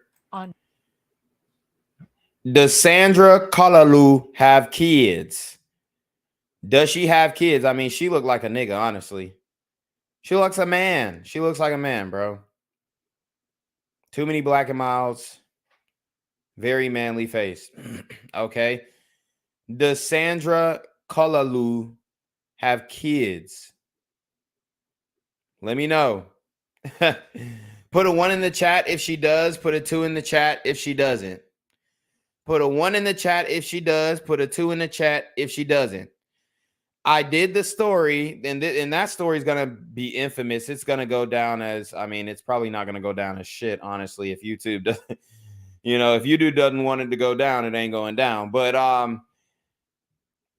mean, it's going to go down, in my opinion, as one of the most infamous, action-packed description of what we got going on in the community. The live stream I did last, please guys go back and watch that. Black women are the most educated but leading Americans in evictions. Make it make sense. Does this woman have kids, bro? Imagine what type of hell she's putting her kids through. And then imagine what those little niggas are going to grow up to be. So this is what you have to think about. A woman who, when she get kicked out of her crib, she thinks to dismember her landlord instead of just taking her black ass and getting the fuck on out. How many of you think she took advantage of the the moratorium? How many of you think that she actually was like, oh, we don't got to pay rent? Yeah, I'm just not going to pay. How long do you think she went? She probably went 2 years. I mean, it's 2022. The eviction moratorium just started, and they probably just said, we're going to give you a 6-month notice at eviction, whatever. So they gave her time. How long do y'all think she was in this crib? And then when they said in that video that I did, the live stream that I did on Black Women Are the Most Educated but the Most Evicted, I said literally that one of the reasons why they said Black women are the most evicted is because they're non-confrontational. And I was like, bro, since when have y'all known black women to be non-confrontational? And this is not even I'm not trying to slight nobody. I'm not trying to slick diss. I'm just speaking the reality. If you were to poll black women and ask them if they're confrontational or non-confrontational, I mean, I guarantee they will say, I'm confrontational. Like, I ain't finna let that shit slide. Fuck that. Like, I'm finna ask you about the problem. Like, do we have a problem? Like, that's how they be talking. You know what I'm saying? So, but yeah, I mean, they said black women are non-confrontational. I mean, I don't know what's, more confrontational than killing your landlord, cutting her body up and throwing it in the freezer. I mean, you can't get any more confrontational than that. And this is in Chicago. It has nothing to do with Georgia, but I just do want to like set the frame and the sentiment for what's actually going on in the community, because nobody seems to give a hell. No bail. I can see they're still investigating. The authorities want to have a fair trial, and in a fair trial, she's going to be locked up for a long time. Are you as happy with the decision today? Because I think this woman doesn't deserve to be in the community. Today in court, No the shit. prosecutor told the judge Walker put an eviction notice on Kolalu's door Sunday, and that other tenants heard the two arguing. The basement. See, that's the issue. Ma'am, when you serve an eviction, you need the sheriffs with you. Tenant heard the defendant screaming and what sounded like a dish breaking.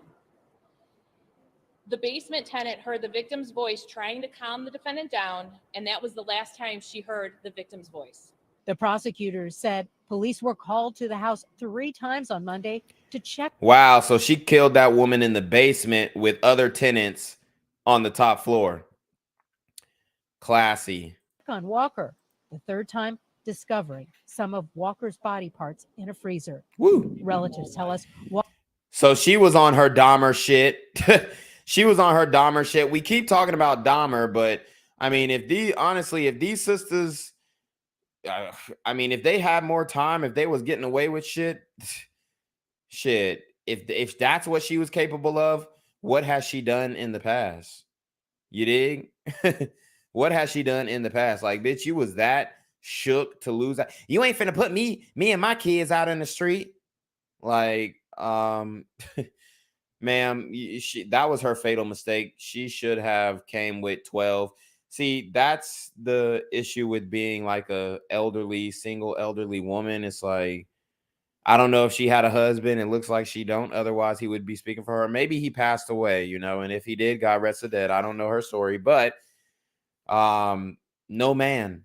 And I'm not saying that she couldn't have done this to another elderly man, but where's your son? Where's somebody who can pull up with you in this very tense situation? Walker called police previously to have Kolalu removed after making threats, but Kolalu resided there and was allowed to stay. It's the renters that has favor. Look what happened. If the police would have listened, our system was. You see, the moratorium favored renters only, not landlords. They didn't take into account people. I mean, they did take into account people not being able to pay their mortgage because they have a tenant who just realized that it would be legal not to pay their rent. They took advantage of that, especially women in the community. Really there, our sister would have been alive. There are still improvements that can be made to the system and still keep it fair. Because if they look at this fairly, they know this is a dangerous person.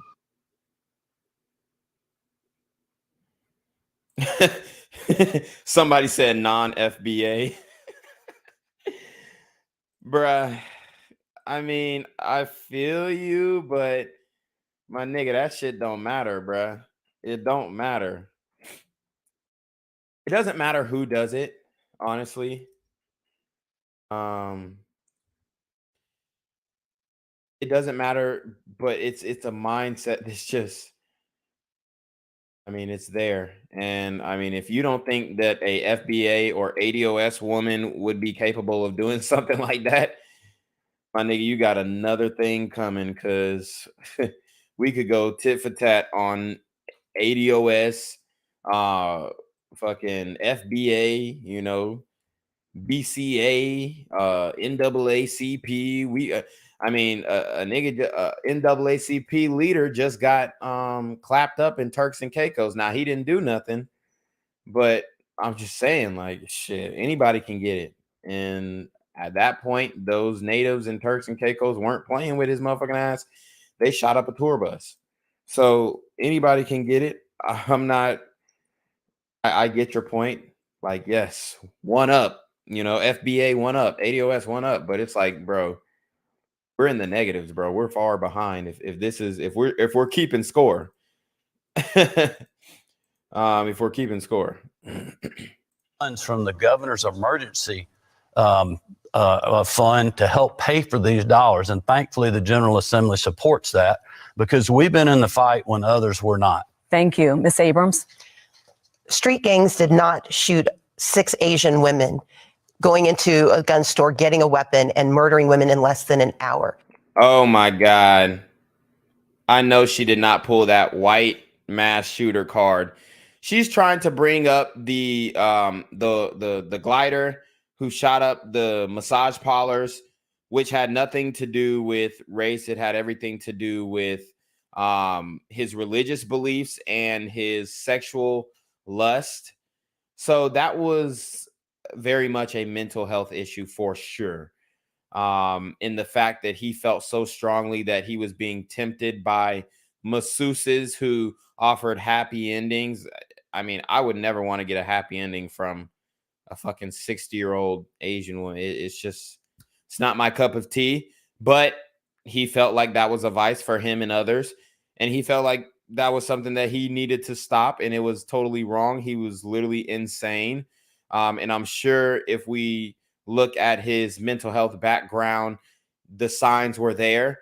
So for her to bring up this glider individual when she knows those are not the majority of the shootings going on in Georgia is, I mean, it's completely how they would say dangerous and problematic. Street gangs aren't the reason people are getting shot in grocery stores and in parking lots and in schools. Y'all want to go to the story where Elijah Dewitt was shot at the Sugarloaf Mall? He was in a parking lot. We can go to stories where Walmarts have been shot up. I mean, don't play this game, Stacey, because you're going to lose every time. You're going to lose every time. She's trying to paint the picture of the white mass shooter when we look at the mass shooting statistics, and we know that the majority of mass shootings, according to the FBI's classification of mass shootings, which are 4 or more shot, we know that happens way more often in the community than it does in a suburban grocery store, a suburban Whole Foods. Street gangs are one part of the problem, but we have a governor who's weakened gun law. One part of the problem. She keeps going back to gun laws. We got gun laws weakened, quote unquote, what she's saying, but anything that's moving us closer to the Second Amendment is actually strengthening gun laws. They had to strengthen the gun laws because they wanted to give good tax-paying civilians a fighting chance. Laws across this state flooded our streets with guns by letting dangerous people get access to those weapons. Georgia does not have a waiting period. We do not have universal background checks. And one of the few permits that we had that was helping keep us safe stopped 5,000 people who should not have had weapons from getting them, got weakened by this governor with his criminal carry law.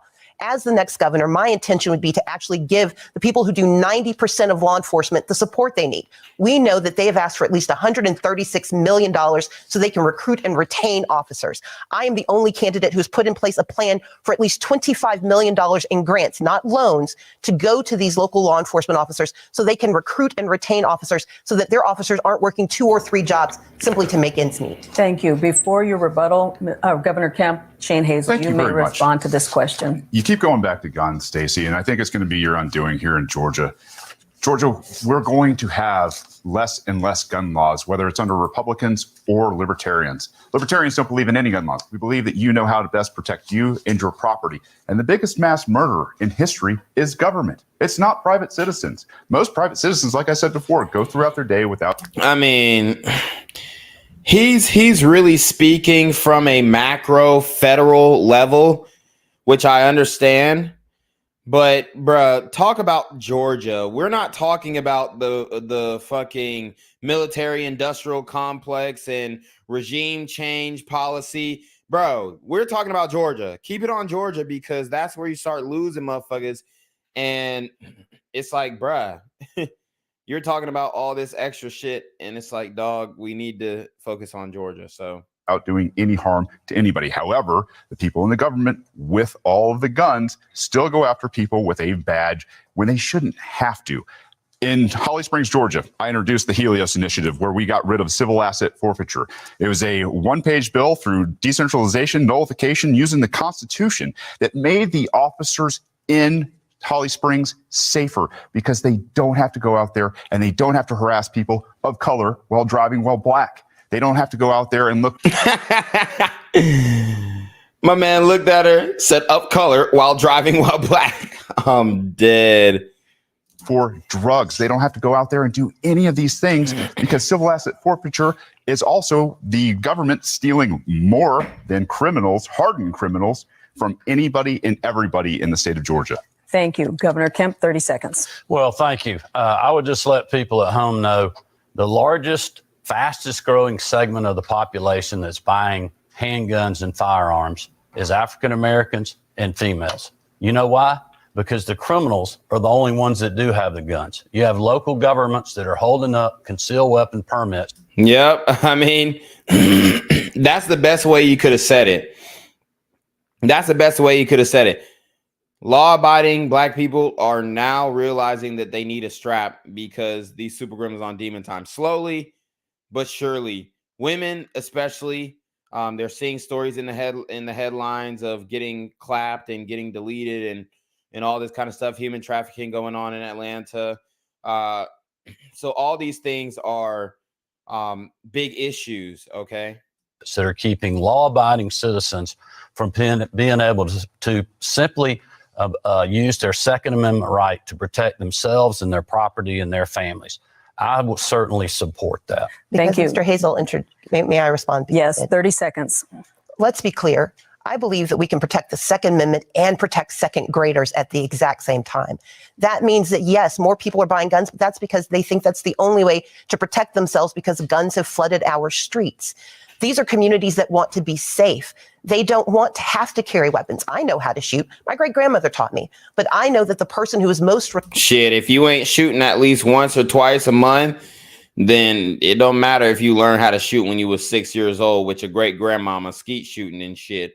If you ain't busting your gun, if you ain't going to the range, if you ain't going to your property, your land, and shooting guns, then, ma'am...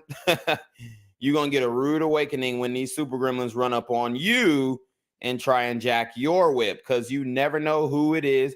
You never know. And I mean, you're a prime target. A sister, you're a prime target. Y'all see these sisters out here, they're prime targets for getting carjacked. I did a story on a woman in Detroit who was picking her child up. They jumped the kid and then stole her vehicle. So they're not playing with y'all ass. Responsible is the person who holds the weapon. And that is why I will quote Ronald Reagan, trust but verify.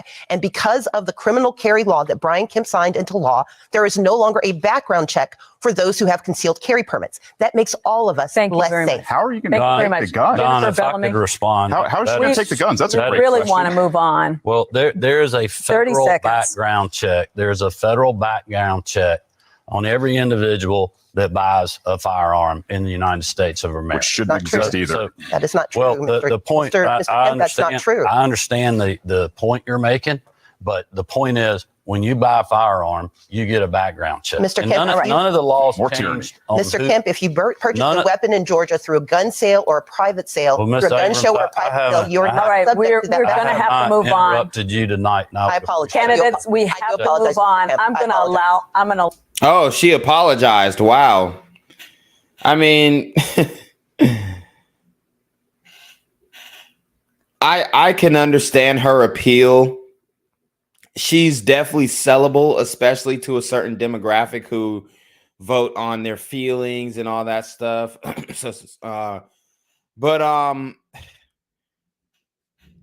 You know, it's just like, we all know she's either, she may not be batshit crazy, but the policies that they're going to run through her are going to be batshit crazy. Allow Jennifer to ask, what's going to be the final question in this round? A study recently showed frustration among our nation's teachers with political interference into education, with issues like COVID-19 and critical race theory presenting additional challenges to a profession that's already dealing with low pay, falling interest, and people leaving. What would you do specifically as governor to recruit, retain, and empower educators for schools across the state of Georgia for each of you? Shall I? All right, we'll start with you, Ms. Abrams. And let me again apologize to Mr. Kemp for interrupting. This is a very important topic to me, and I apologize for my outburst. I'm dead. You already apologized, Stacey. Come on, like, get to the. You're wasting time. I will say that when it comes to education, we know teachers are leaving the workforce. We have a 67% retention rate, but 70% of our teachers have said they would not recommend teaching to their colleagues. That is because of low pay, because of overregulation, because of high stress, and because they believe that they are being told to teach to a curriculum that does not reflect the values and needs of our students. And the students are putting hands and feet on them. Don't forget that part. When a teacher is told that you have to lie to a child, which is what happened with the divisive language, the divisive concepts legislation, teachers are not being able to teach the whole history of our students. They're not able to tell their children what they need to know. As the next governor of Georgia, I will repeal those laws. I will increase pay, and I will make certain that all of our teachers can start and continue through their time well paid and well protected and well supported by the government. Unfortunately, we're running out of time, so only 45 seconds. So, Brian Kemp. Well, I would just say this is exactly why I did the $5,000 teacher pay raise that I ran on in 2018. We've also done a Parents' Bill of Rights to have parents fully engaged with their schools to make sure that they know what's happening in their kids. Quite honestly, people are tired of their kids being indoctrinated in the classroom. But we've also worked with our educators on these pieces of legislation to make sure that they make good common sense. But I would also tell you that people are tired of these issues like not having fairness in girls' sports and other things. And quite honestly, it's woken a lot of people up. So we got to continue to have good conversations like we've done with. Facts. He ain't lying. Innate Ways with the $10 super trap says, gotta show love. Oh, say less. Hey, you already know we appreciate that. We are we're coming back from a huge deficit from the YouTube algorithm. But guys, I know for a fact that we can keep this channel going and we can grow in a major way for sure. With our teacher pipeline legislation, like we're doing with helping 9,000 parapros get fully certified to be in the classroom. Thank you very much. Shane Hazel, you get 45 seconds. Your question raises a lot of interesting points. A lot of these teachers, like my own wife, has left the profession of teaching to homeschool, to go to private school, to do something outside of this narrative where admin from the federal government and the state government is forcing them to teach things they don't want to teach to test. They can't stand the administration who makes six figures. It is bloated. It has absolutely gotten out of control. We need to nullify property tax. We need to let people get out of the system. We need to. What the hell? I mean, I get him trying to cut taxes, but where did you go from the school board to nullifying property tax? See, this is where you start losing people. Like, what does that have to do with the curriculum in the schools, bruh? I could have understood if he said, yo, we need to start teaching how to do your taxes and maybe start, teaching people how to be CPAs, or at least how to,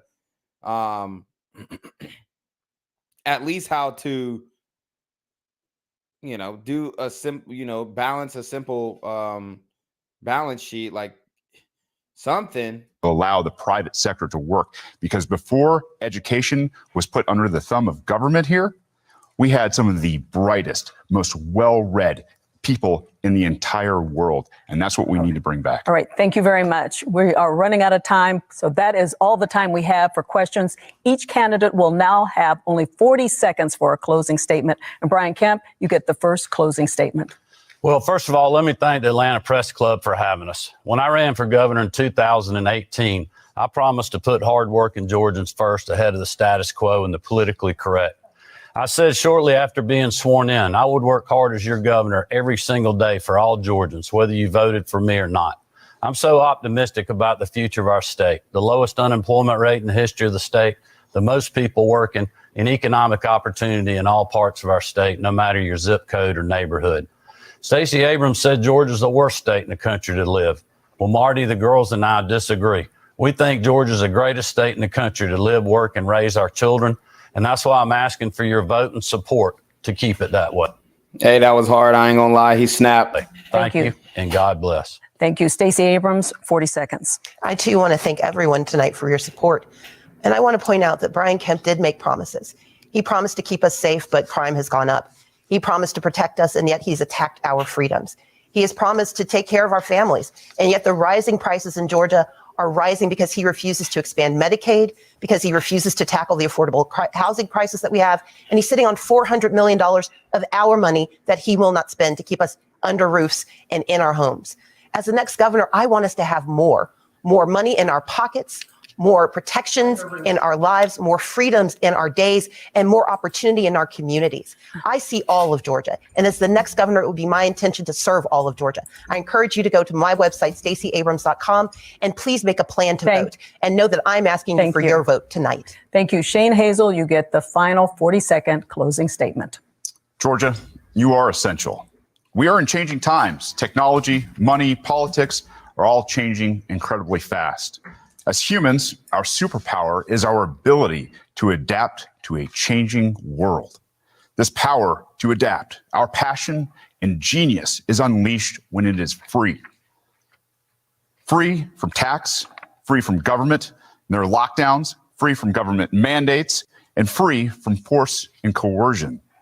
You know best how to adapt and run your life, and that is your right to do so. It is time peaceful people were free to take on the challenges we face. Our message to the government is simple. It's time to leave peaceful people alone. If you believe the government is so damn essential, We have to go. I'm stop sorry. robbing us at the point of a gun. And My man tried to get off a goddamn dissertation up there, bruh. Yo, I'm dead. That concludes our debate. We'd like to remind voters that Election Day is Tuesday, November 8th, and early voting has already begun. Our thanks to the candidates and to our panel of journalists. We'd also like to thank the Atlanta Press Club for arranging today's debate. For more information about the debates they will host this election season, visit atlantapressclub.org/debates. I'm Donna Lowry. Thanks for joining us for the Atlanta Press Club debates. Yeah, somebody said he needs to read faster. Yeah, he definitely does. He takes too many pauses and tries to be a little over dramatic. Guys, we have the poll up. Who do you think won the poll?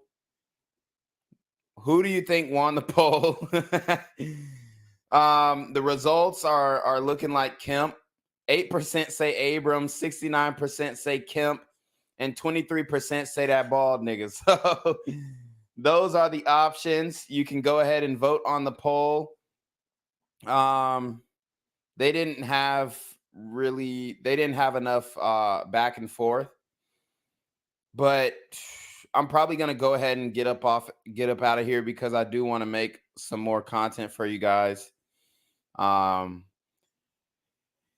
wow, this week has been very, very wild. I was trying to get to the is it too late? Excuse me. Is it too late to do a the Kanye White Lives Matter?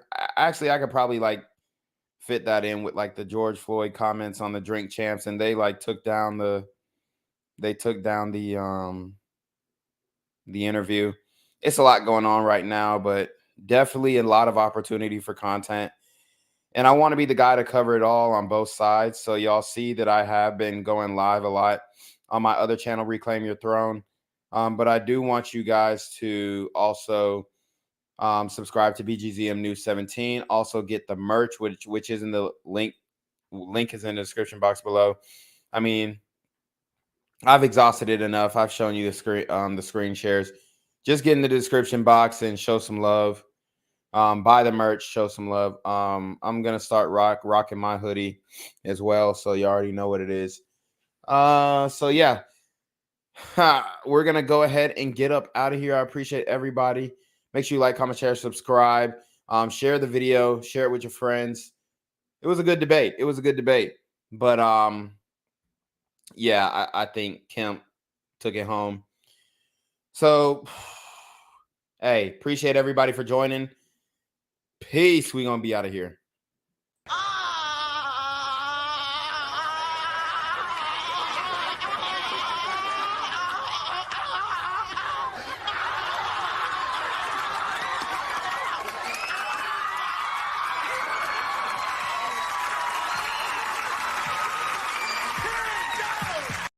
I'm here on the corner of MLK and Medgar Evers, and it's a very tranquil scene compared to just a couple hours ago where a drive-by shooting just took place.